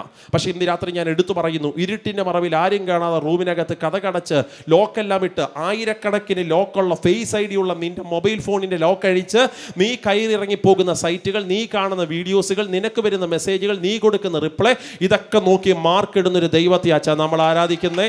സ്തോത്രം. അതുകൊണ്ട് ഇന്ന് രാത്രി ഞാൻ ഉറപ്പിച്ച് പറയുന്നു, മറഞ്ഞിരിക്കുന്ന പാപം ഉണ്ട്, വെളിപ്പെട്ട് നിൽക്കുന്ന പാപം ഉണ്ട്. സ്തോത്രം. ഭാര്യ ഭർത്തൃബന്ധത്തിനകത്തുണ്ടാകുന്ന അകൽച്ചകൾ വീടിൻ്റെ അന്തരീക്ഷത്തിനകത്ത് മാത്രം നടമാടി നിൽക്കുമ്പോൾ പുറത്തിറങ്ങുമ്പോൾ നീ ഓക്കെയാ. പുറത്തിറങ്ങുമ്പോൾ വേഷമൊത്തോ അവൻ്റെ കുടുംബജീവിതം, എന്നാ കുടുംബജീവിതം, സന്തോഷം, അനുഗ്രഹം എന്നൊക്കെ പറയുമ്പോഴും കുടുംബജീവിതത്തിനകത്ത് അസ്വസ്ഥകളും അലങ്കോലങ്ങളും. സ്വന്തം നല്ലൊരു ഭാര്യയെ ദൈവം തന്നു കേട്ടോ, നല്ലൊരു ഭർത്താവിനെ ദൈവം തന്നു, അത് മതിമറന്ന് സ്തോത്രം, കുടുംബജീവിതത്തിൻ്റെ പവിത്രതകളെ മറിമറന്ന് സ്തോത്രം, ദൈവഹിതമില്ലാത്ത ബന്ധങ്ങളിലേക്ക് പോകുന്ന ഏതെങ്കിലും കുടുംബജീവിതങ്ങൾ ഉള്ളവരുണ്ടെങ്കിൽ നിന്റെ പാപം ഇന്ന് മറഞ്ഞിരിക്കുന്നതാ. പക്ഷെ ഇന്ന് രാത്രി ഞാൻ ദൈവാത്മാവിൽ ആശ്രയിച്ചു പറയാം, ലംഘനം മറച്ചു വെക്കുന്നവന് ശുഭം വരത്തില്ല കേട്ടോ. അത് ഏറ്റുപറഞ്ഞ് ഉപേക്ഷിക്കുന്നവൻ എന്ത് ചെയ്യും? കരുണ കിട്ടും. പ്രവാസ്റ്ററെ നിനക്ക് പറ്റിക്കാൻ പറ്റും, പ്രവാചകനെ നിനക്ക് പറ്റിക്കാൻ പറ്റും, പക്ഷേ അഗ്നിജ്വാലയ്ക്കത്തുള്ള കണ്ണുള്ളവനെ നിനക്ക് മറയ്ക്കാൻ പറ്റുമോ? ഇന്ന് രാത്രി നമുക്ക് ഒരുമിച്ച് ദൈവത്തോട് പറയണം, ഈ ദേശത്തിൻ്റെ 4 ദിക്കിലും യേശുവിൻ്റെ രക്തമൊന്ന് വീണിട്ട് മറഞ്ഞു കിടക്കുന്ന ചില പാപത്തിൻ്റെ ആസക്തികളെ ദൈവം ഒന്ന് വലിച്ചു ദൂരെ കളയാൻ ഒന്നാത്മാവിൽ കരമെല്ലാം ചേർത്തടിച്ച് ഹൃദയമെല്ലാം തുറന്നൊന്ന് സ്തോത്രം ചൊല്ലി പ്രാർത്ഥിച്ചു കൊണ്ടിരിക്കുമ്പോൾ പറ, രക്തം ഈ ദേശത്തിനകത്ത് വാഴുമവിന്. സ്തോത്രം. ഞാൻ എപ്പോഴും മനസ്സുകൊണ്ട് ചിന്തിക്കുന്നൊരു കാര്യമുണ്ട്, അതൊരു ഉദാഹരണമാണ് കേട്ടോ. സ്തോത്രം. എപ്പോഴും മനസ്സുകൊണ്ട് ചിന്തിക്കുന്ന ഇതൊരു ഉദാഹരണമാണ്, ഉദാഹരണമായിട്ട് മാത്രമേ കാണാവുള്ളൂ. നമ്മുടെ സഭയ്ക്കകത്തൊക്കെ ഈ പ്രൊജക്ടർ ഉണ്ട്, ഞങ്ങളുടെ ചർച്ചിലുണ്ട്, ഒരു കൊച്ചു TV ഉണ്ട്. സ്തോത്രം. ഇവിടെ നാളെ വൈകിട്ട് കൺവെൻഷൻ ഇല്ല വഴി. സ്തോത്രം. അടുത്ത സൺഡേയിൽ നിങ്ങളുടെ സഭയ്ക്കലോട് നിങ്ങൾ ചെല്ലുമ്പോൾ അവിടെ ഒരു പ്രൊജക്ടർ ഉണ്ടാകുമെന്ന് ചിന്തിക്കുക. പ്രൊജക്ടർ വരും കേട്ടോ, വിശ്വസിക്കുന്ന ഒരു സ്തോത്രം പറഞ്ഞേ. എല്ലാവർക്കും വിശ്വാസമുണ്ട്. സ്തോത്രം. പക്ഷെ പ്രശ്നം, ആ പ്രൊജക്ടിൻ്റെ സിസ്റ്റം ദൈവമായിട്ട് ഏറ്റെടുക്കുന്നത്. അടുത്ത സൺഡേയിൽ ആ പ്രൊജക്ടിൻ്റെ സിസ്റ്റം ദൈവം ഏറ്റെടുക്കുന്നത്. അപ്പം നമ്മൾ സൺഡേയിൽ ഇങ്ങനെ ഞായറാഴ്ച പുട്ടിയൊക്കെ അടിച്ച് ഇങ്ങനെ ഒരുങ്ങി ഇറങ്ങി ഒരു കുഞ്ഞാടിനെ, ഇതാണ് പാപത്തിൻ്റെ ആസക്തികൾ പ്രധാനമായ ഒരു ആസക്തി എന്ന് പറയുന്നത്. എന്നാൽ വേദപുസ്തകത്തിൽ 2ാമത് പറയുന്ന പാപം ശ്രദ്ധേയമാണ്. അത് ഞാൻ പ്രാരംഭ സമയം ഹോൾഡ് ചെയ്ത് പിടിക്കാൻ പറഞ്ഞൊരു പദം, അത് വിഗ്രഹാരാധനയെക്കുറിച്ചാണ്. ഇന്ന് രാത്രി അഭിമന്യു പാസ്റ്ററിന്റെ വാക്കല്ല ഈ പറയുന്നത്. എൻ്റെ വാക്കാണെങ്കിൽ നമുക്ക് വിമർശിക്കാം, എൻ്റെ വാക്കാണെങ്കിൽ മതപ്രസംഗം എന്ന് പറഞ്ഞ് നമുക്ക് എഴുതി തള്ളാം. പക്ഷെ സത്യം മാത്രം പറയുന്ന, പുല്ലുണങ്ങിയാലും പൂവാടിയാലും എൻ്റെ വചനങ്ങൾക്ക് മാറ്റമുണ്ടാകത്തില്ലെന്ന് പറയുന്ന വേദപുസ്തകം പറയുന്ന 1-2 യാഥാർത്ഥ്യങ്ങൾ നിങ്ങൾ തിരിച്ചറിയണം. വിഗ്രഹാരാധന പാപമാണ്. സ്തോത്രം. വിഗ്രഹാരാധന പാപമാണോ പാസ്റ്ററേ? വിഗ്രഹാരാധന പാപമാണ്. 3 പ്രധാനപ്പെട്ട പദങ്ങൾ ഞാൻ പറയുന്നു, എടുക്കണമെന്ന് നിർബന്ധമില്ല. പുറപ്പാട് പുസ്തകം 20-ന്റെ 2 ഞാനല്ലാതെ അന്യദൈവങ്ങൾ നിനക്ക് ഉണ്ടാകരുത്. ഇത് ദൈവത്തിൻ്റെ കൽപ്പനയാണ് കേട്ടോ. It's not a request. ദൈവം റിക്വസ്റ്റ് ചെയ്യുകയല്ല. മാനവരാശിയെ നോക്കി, എന്നെ നോക്ക്, മാനവരാശിയെ നോക്കിയിട്ട് ദൈവം ഇങ്ങനെ റിക്വസ്റ്റ് ചെയ്ത് പറയല്ല, പ്ലീസ് നീ ദൈവത്തെ മാനുഷികമായിട്ട് ദൈവത്തെ ഉണ്ടാക്കല്ലേ, അന്യ ദൈവങ്ങളെ ഉണ്ടാക്കരുത് എന്ന് ദൈവം പറയല്ല. ഇറ്റ്സ് എ കമാൻഡ്, ദൈവത്തിൻ്റെ കൽപ്പനയാണ്. അതെന്താ പാസ്റ്റേ? അതിൻ്റെ പ്രത്യേകത പറയാം. കൽപ്പനയ്ക്കൊരു പ്രത്യേക പവറാണ് ഉള്ളത്. നിങ്ങൾക്കറിയാം, 50 പേര് പഠിക്കുന്ന ക്ലാസ്സിനകത്ത് ഒരു ക്ലാസ് ടീച്ചർ വന്നിട്ട് പറയാം, ഹോൾ സ്റ്റാൻഡ് അപ്പ്. അപ്പോൾ ബാക്കി ഇരിക്കുന്ന ഒരു കുസൃതി ചെറുക്കൻ ചോദിക്കുക, എഴുന്നേറ്റില്ലേ ഇപ്പോൾ സാർ എന്നെ കാണിക്കാനാ എന്ന് ചോദിച്ചാൽ അവൻ്റെ ഗതികേട് എന്നായിരിക്കും? അത് കമാൻഡാ. സ്തോത്രം. ഒരു പട്ടാള ക്യാമ്പിൽ ഒരു മേജർ വന്നിട്ട് പറയുക, പീച്ചേ മുട്ട്. അപ്പോൾ ഒരു പട്ടാളക്കാരൻ ഗുരുത്തം കെട്ടവൻ ചോദിക്കുക, പീച്ചേ മുട്ട് അടിച്ചില്ലേ സാർ ഇപ്പോൾ എന്നെ കാണിക്കാനാ എന്ന് ചോദിച്ചാൽ പ്രത്യേകിച്ചൊന്നും പറ്റത്തില്ല, വലിച്ചു കയറി ഭിത്തിയിൽ ഒട്ടിച്ചു വെക്കും. സ്തോത്രം. ഒരു ഡോക്ടർ എടുക്കൽ രോഗി എന്നിട്ട് പറഞ്ഞു, രോഗം ഇന്നതാ. ഡോക്ടർ പറഞ്ഞു, രാവിലെ ഒരു ഗുളിക, ഉച്ചയ്ക്കൊരു ഗുളിക, വൈകിട്ടൊരു ഗുളിക, 3 നേരം 3 സമയങ്ങളായിട്ട് കഴിക്കണം. ഇത് കമാൻഡാ. ഇങ്ങനെ ഡോക്ടർ ഇങ്ങനെ കുമ്പിട്ടിട്ട് രോഗിയെ പ്ലീസ് രാവിലെ ഒന്ന് കഴിക്കണേ, പ്ലീസ് എൻ്റെ റിക്വസ്റ്റാ, ഉച്ചയ്ക്കൊന്ന്. അതല്ല, ഡോക്ടർ കമാൻഡ് ചെയ്യുക, കൽപ്പിക്കുക, രാവിലെ ഒന്ന്, ഉച്ചയ്ക്കൊന്ന്, വൈകിട്ടൊന്ന്. ആ കൽപ്പന തിരസ്കരിച്ചിട്ട് നമ്മൾ വീട്ടിൽ ചെല്ലുമ്പോൾ പറയാം, പിന്നെ പുള്ളി ഒരു ഡോക്ടർ, നമുക്കെന്തോ ഇതൊന്നും അറിയാൻ പാടില്ലാത്തതുണ്ടോ, നമുക്ക് പെട്ടെന്ന് അങ്ങ് സൗഖ്യമാകാം, എന്നാൽ പിന്നെ എല്ലാം കൂടെ രാവിലെ വാരി ഒരുമിച്ച് എന്ത് ചെയ്യാം, കഴിക്കാമെന്ന് ചിന്തിച്ച് അവൻ്റെ ഗതികേട് എന്താ? പെട്ടെന്ന് പ്രത്യേകിച്ചൊന്നും സംഭവിക്കത്തില്ല. സമയരെത്തിപ്പാടി മൂക്കി 2 പഞ്ഞിയൊക്കെ വെച്ച് കാലൊക്കെ കൂട്ടിക്കെട്ടി പെട്ടിക്കകത്ത് കൂട്ടിട്ട് കിടക്കേണ്ടി വരും. സ്തോത്രം. ലോകത്തിലൊരു ഡോക്ടറിൻ്റെ കൽപ്പന തിരസ്കരിച്ചപ്പോൾ, ലോകത്തിനകത്തുള്ളൊരു മേജറിൻ്റെ കൽപ്പന റിജക്റ്റ് ചെയ്തപ്പോൾ, ഒരു സ്കൂൾ അധ്യാപകൻ്റെ കൽപ്പനയെ തിരസ്കരിച്ചപ്പോൾ ഇത്ര സൈഡ് എഫക്റ്റ് അതിനകത്തുണ്ടെങ്കിൽ, ഒറ്റ വാക്കിനാൽ ഭൂലോകത്തെ പടച്ചുണ്ടാക്കിയ പടച്ച തമ്പുരാൻ പറയുക, യാതൊന്നിൻ്റെയും വിഗ്രഹങ്ങൾ ഉണ്ടാക്കരുത്, അവയെ നമസ്കരിക്കുകയും അരുത്. ഇത് മനുഷ്യനെ നോക്കി ദൈവം റിക്വസ്റ്റ് ചെയ്യുകയാണെങ്കിൽ വേണമെങ്കിൽ നമുക്ക് ബദൽ നിൽക്കാം, പക്ഷേ ഇത് ദൈവത്തിൻ്റെ കൽപ്പനയാണ്. അടുത്തൊരു വാക്യം ഇങ്ങനെയാണ്, അവ ഉണ്ടാക്കുന്നവൻ. ആവർത്തന പുസ്തകം 27-15 ശില്പിയുടെ കൈപ്പണിയായ ഹോവയ്ക്ക് അറപ്പായ വല്ല വിഗ്രഹത്തെ കൊത്തി ഉണ്ടാക്കിയ രൂപത്തെയോ പ്രതിഷ്ഠിക്കുന്നവനെല്ലാം ശപിക്കപ്പെട്ടവൻ. ട്രിവാൻഡ്രം പട്ടണം മുതൽ കാസർഗോഡ് ദേശം വരെ 14 ജില്ലകൾക്കകത്ത് വാഴുന്ന ശാപത്തിൻ്റെ ഒരു മൂലകാരണം അറിയാമോ? അതിവിടെ കൊടികുത്തി വാഴുന്ന വിഗ്രഹാരാധനയാണ്. സ്തോത്രം. ഇന്ന് രാത്രി ദൈവത്തോടൊന്ന് ഹൃദയം തുറന്ന് പ്രാർത്ഥിക്കുക പ്രിയപ്പെട്ടവരെ. നമ്മളറിഞ്ഞ യാഥാർത്ഥ്യം ചിലരും കൂടെ അറിയണം. ഈ ദേശം എന്നെക്കാൾ ബുദ്ധിയുള്ള ദേശമല്ലേ, എന്നെക്കാൾ അറിവുള്ള ദേശമല്ലേ?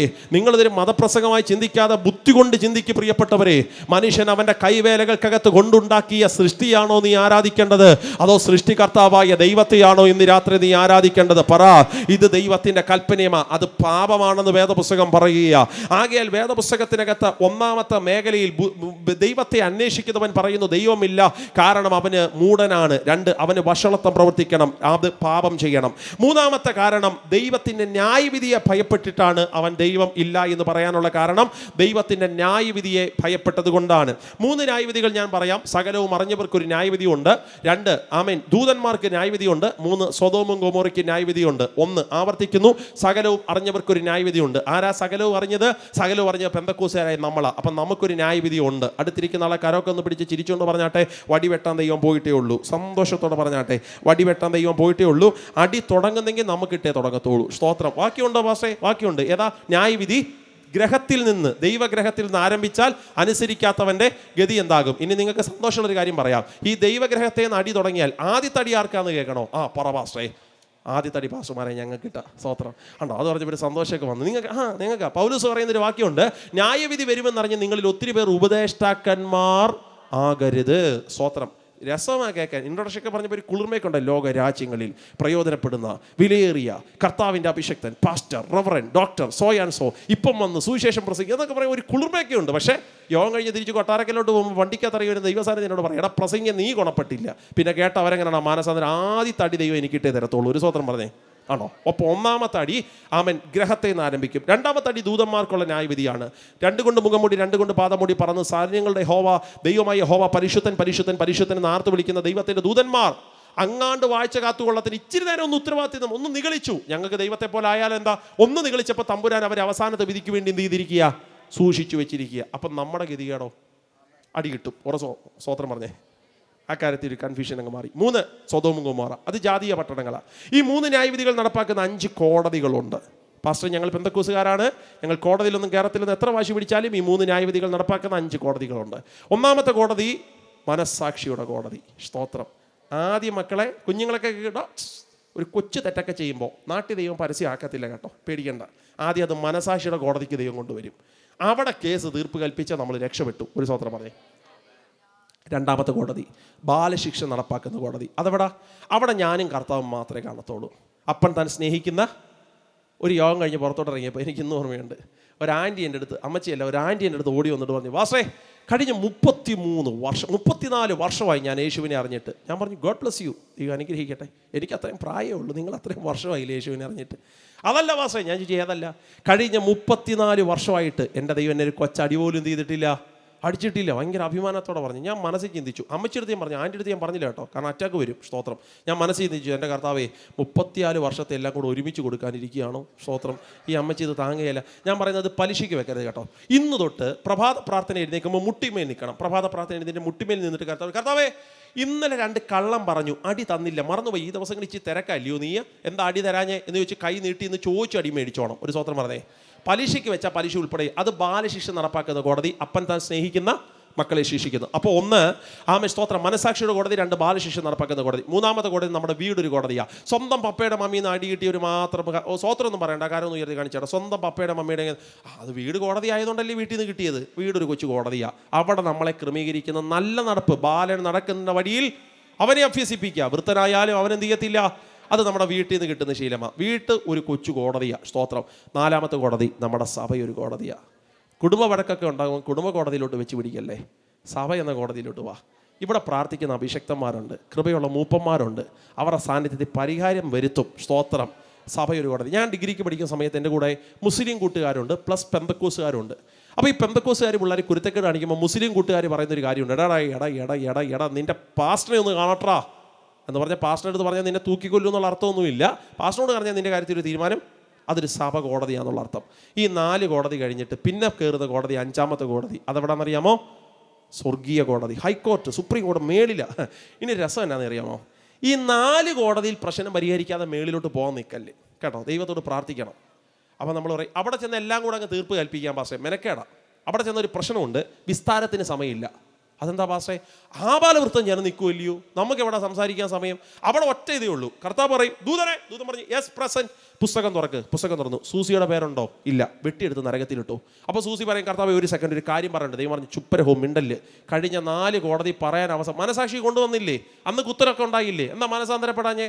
അന്ന് വീടെന്ന് പറയുന്നത് വീട്ടിൽ പപ്പയും മമ്മിയൊക്കെ ഉപദേശിച്ചില്ലേ? എന്താ നന്നാവാഞ്ഞേ? പാസ്റ്റർ ഇടയ്ക്ക് വന്ന് ഉപദേശിച്ചില്ലേ? എന്താ മനസാന്തരപ്പെടാഞ്ഞേ? ഇതെല്ലാം കഴിഞ്ഞിട്ട് എല്ലാം കൂടെ മേളിലോട്ട് കൊണ്ടുവന്നിട്ട് ഇവിടെ സംസാരിക്കാനൊന്നും സമയമില്ല. എൻ്റെ സൂസി ആൻറ്റി പേരുണ്ടോ പുസ്തകത്തിൽ? ഇല്ല. വെട്ടിയെടുത്ത് നരകത്തിലോട്ടിടും. ഒരു സ്തോത്രം പറഞ്ഞേ. അതാ സ്വർഗീയ കോടതി. സ്തോത്രം.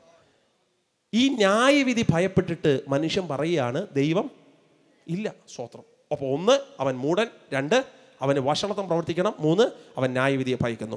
ദൈവത്തെ അന്വേഷിക്കുക എന്നുള്ള ഭാഗത്തിൻ്റെ പെട്ടെന്ന് പറഞ്ഞ് അവസാനിപ്പിക്കുന്നു. 10 മിനിറ്റ് താഴെ. സ്തോത്രം.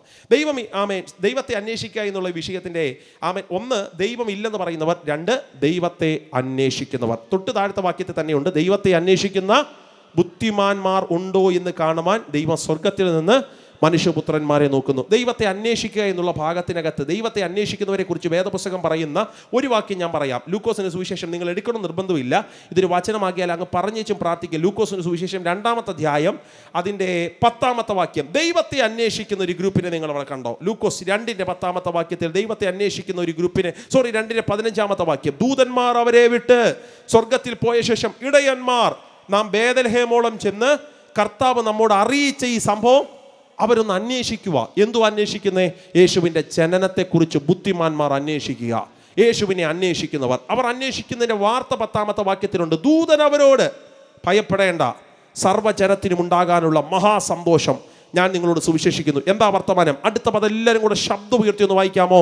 കർത്താവായ ക്രിസ്തു എന്ന രക്ഷിതാവ് ഇന്ന് ദാവീദിന്റെ പട്ടണത്തിൽ നിങ്ങൾക്ക്. എനിക്ക് വാക്യത്തോട് ഭയങ്കര ഇഷ്ടമാണ് ദൈവദാസനെ. എന്താണെന്ന് വെച്ചാൽ യേശു എന്ന രക്ഷിതാവിനെ കുറിച്ച് പറഞ്ഞിരിക്കുന്ന വാക്യം കണ്ടോ? അവനെ അന്വേഷിക്കുന്നവർ ശ്രദ്ധിച്ചു കേട്ടോ, അവൻ്റെ ജനനത്തിനൊരു പ്രത്യേകതയുണ്ട്. ദൈവത്തെ അന്വേഷിക്കുന്ന ബുദ്ധിമാന്മാർ ഈ ദേശത്തിനകത്തുണ്ടെങ്കിൽ ചെവി തുറന്ന് കേട്ടോ, അവൻ്റെ ജനനത്തിനൊരു പ്രത്യേകതയുണ്ട്. അവൻ രക്ഷിതാവായി ജനിച്ചവനാണ്. ഹല്ലേലൂയ, സ്തോത്രം. അർത്ഥം യേശു ജനിച്ചിട്ടല്ല രക്ഷിതാവായത്. കാനാവിലെ കല്യാണം വെട്ടി പച്ചവെള്ളം വീഞ്ഞാക്കിയപ്പോൾ നാട്ടുകാർക്കൊരു ചിന്ത, അവനെ അങ്ങ് രക്ഷിതാവായി നമുക്ക് വാഴിക്കാം എന്ന് പറഞ്ഞ ദൈവമായ ഒരു ദൈവത്തെ അല്ല നമ്മൾ ആരാധിക്കുന്നത്. അവൻ ജനിച്ചതേ രക്ഷിതാവായിട്ടാണ്. അങ്ങാണ്ടൊരു മനുഷ്യൻ മരിച്ചപ്പോഴേ അവൻ്റെ രക്തബന്ധങ്ങൾക്ക് ഒരാഗ്രഹം, പുള്ളി ഒരു ദൈവമാക്കിയാൽ കൊള്ളാം. അപ്പം നാട്ടുകാർ വന്നിട്ട്, സോഷ്യൽ മീഡിയയൊക്കെ വന്നിട്ട്, ചാനലുകാർ ചോദിച്ചു പുള്ളിയുടെ മരണം. അവർ പറഞ്ഞു മരണമോ? പുള്ളി മരണപ്പെട്ടതല്ല, പിന്നെ പുള്ളി സമാധിയായതാണ്. പുള്ളി ഒന്ന് ദൈവമാക്കിയാൽ എന്തോ ആഗ്രഹമല്ലേ. അങ്ങാണ്ട് കടൽപ്പുറത്ത് താമസിച്ച ഒരു അമ്മച്ചിക്ക് ഒരു ആഗ്രഹം, ഒരു കൊച്ചു ദൈവമായാൽ കൊള്ളാം. അമ്മച്ചി അങ്ങനെ ഗസറ്റിനകത്ത് പേരൊക്കെ കൊടുത്ത്, പേരൊക്കെ ചേഞ്ച് ചെയ്ത് കൊച്ചമ്മയെന്നൊക്കെ ഉള്ള ചേർത്ത് അമ്മച്ചി അങ്ങ് ദൈവമായി. സ്തോത്രം. അങ്ങനെ പ്രായാധിക്യത്തിൽ ദൈവമായ ഒരു ദൈവത്തെ അല്ല നമ്മൾ ആരാധിക്കുന്നേ. യേശു ജനിച്ചതേ രക്ഷിതാവായിട്ടാണ്. സ്തോത്രം. ദൈവത്തെ അന്വേഷിക്കുന്ന ബുദ്ധിമാനെ, അവൻ ജനിച്ചതേ രക്ഷിതാവായിട്ടാണ്. ഒന്ന്, ദൈവമില്ലെന്ന് പറയുന്നവർ. രണ്ട്, ദൈവത്തെ അന്വേഷിക്കുന്നവർ. മൂന്നാമത്തെ മേഖല, ദൈവം ഉണ്ടെന്ന് പറഞ്ഞിട്ടും പ്രവൃത്തികളാൽ അവനെ നിഷേധിക്കുന്നവർ. തീത്തോസിന്റെ ലേഖനം 1:16 അവർ ദൈവത്തെ അറിയുന്നു എങ്കിലും പ്രവൃത്തികളാൽ അവനെ നിഷേധിക്കുന്നു. സ്നാനം അറിയാം, രക്ഷ അറിയാം, പള്ളി പോണം അറിയാം, വേർപെട്ടുള്ള കൂട്ടായ്മ അറിയാം, അറിഞ്ഞിട്ടും പ്രവൃത്തികളാൽ എന്ത് ചെയ്യുന്നു? നിഷേധിക്കുന്നു. അതാണ് മൂന്നാമത്തെ ഗ്രൂപ്പ്. ഈ 3 ഗ്രൂപ്പ് അവിടെ നിൽക്കുമ്പോൾ നാലാമത്തെ ഗ്രൂപ്പിനെ നോക്കി അഭിമാനത്തോടെ ഞാൻ പറയാം, അവർ ദൈവത്തെ അന്വേഷിച്ചവരല്ല, അവർ ദൈവം ഇല്ലെന്ന് പറഞ്ഞവരല്ല, അവർ ദൈവമുണ്ടെന്നറിഞ്ഞിട്ട് പ്രവൃത്തികളാൽ നിഷേധിച്ചവരല്ല. നാലാമത്തെ ഗ്രൂപ്പ് ദൈവത്തെ സത്യമായും അറിഞ്ഞവർ. സ്തോത്രം. ഇന്ന് രാത്രിയിലെ യോഗത്തിനകത്തിരിക്കുന്നവർ ആ കൂട്ടത്തിൽപ്പെട്ടവരാണോ? ദൈവത്തെ അറിഞ്ഞവരാണോ? ചോദ്യം, നീ ആരാകുന്നു? കർത്താവേ. മറുപടി, നീ ഉപദ്രവിക്കുന്ന യേശു. പൗലോസ് ദൈവത്തെ അറിഞ്ഞു. അവൻ്റെ അകത്തൊരു മാനസാന്തരമുണ്ടായി. 2 കരത്തിനകത്തും ആണി തറയ്ക്കപ്പെട്ടു, കാലിനകത്ത് കാലിരുമ്പിന് ആണി തറയ്ക്കപ്പെട്ടു, ശിരസിൻ്റെ ഉച്ച മുതൽ ഉള്ളംകാല് വരെ രക്തം വാർന്നൊലിച്ച് എൻ്റെ പ്രാണപ്രിയൻ ക്രൂശിനകത്ത് കിടക്കുമ്പോൾ ആ ക്രൂശിക്കപ്പെട്ട യേശുവിനെ നിനക്കറിയാൻ ഭാഗ്യം കിട്ടിയെങ്കിൽ ഇതിനേക്കാൾ ശ്രേഷ്ഠമായ പദവി വേറെ എന്നാ ഉള്ളത്?